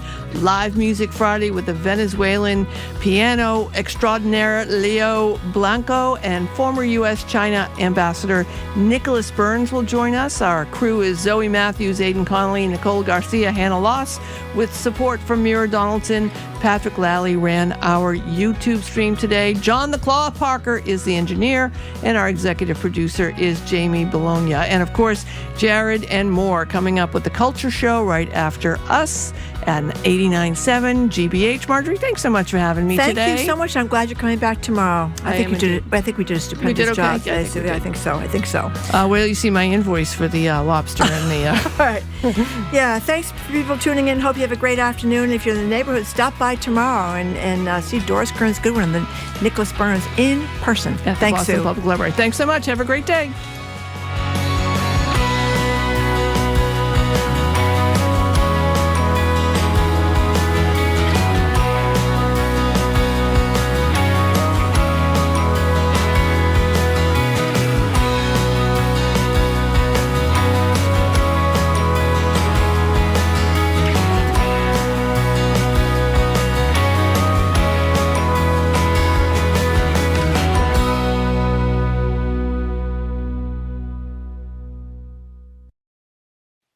What's trending?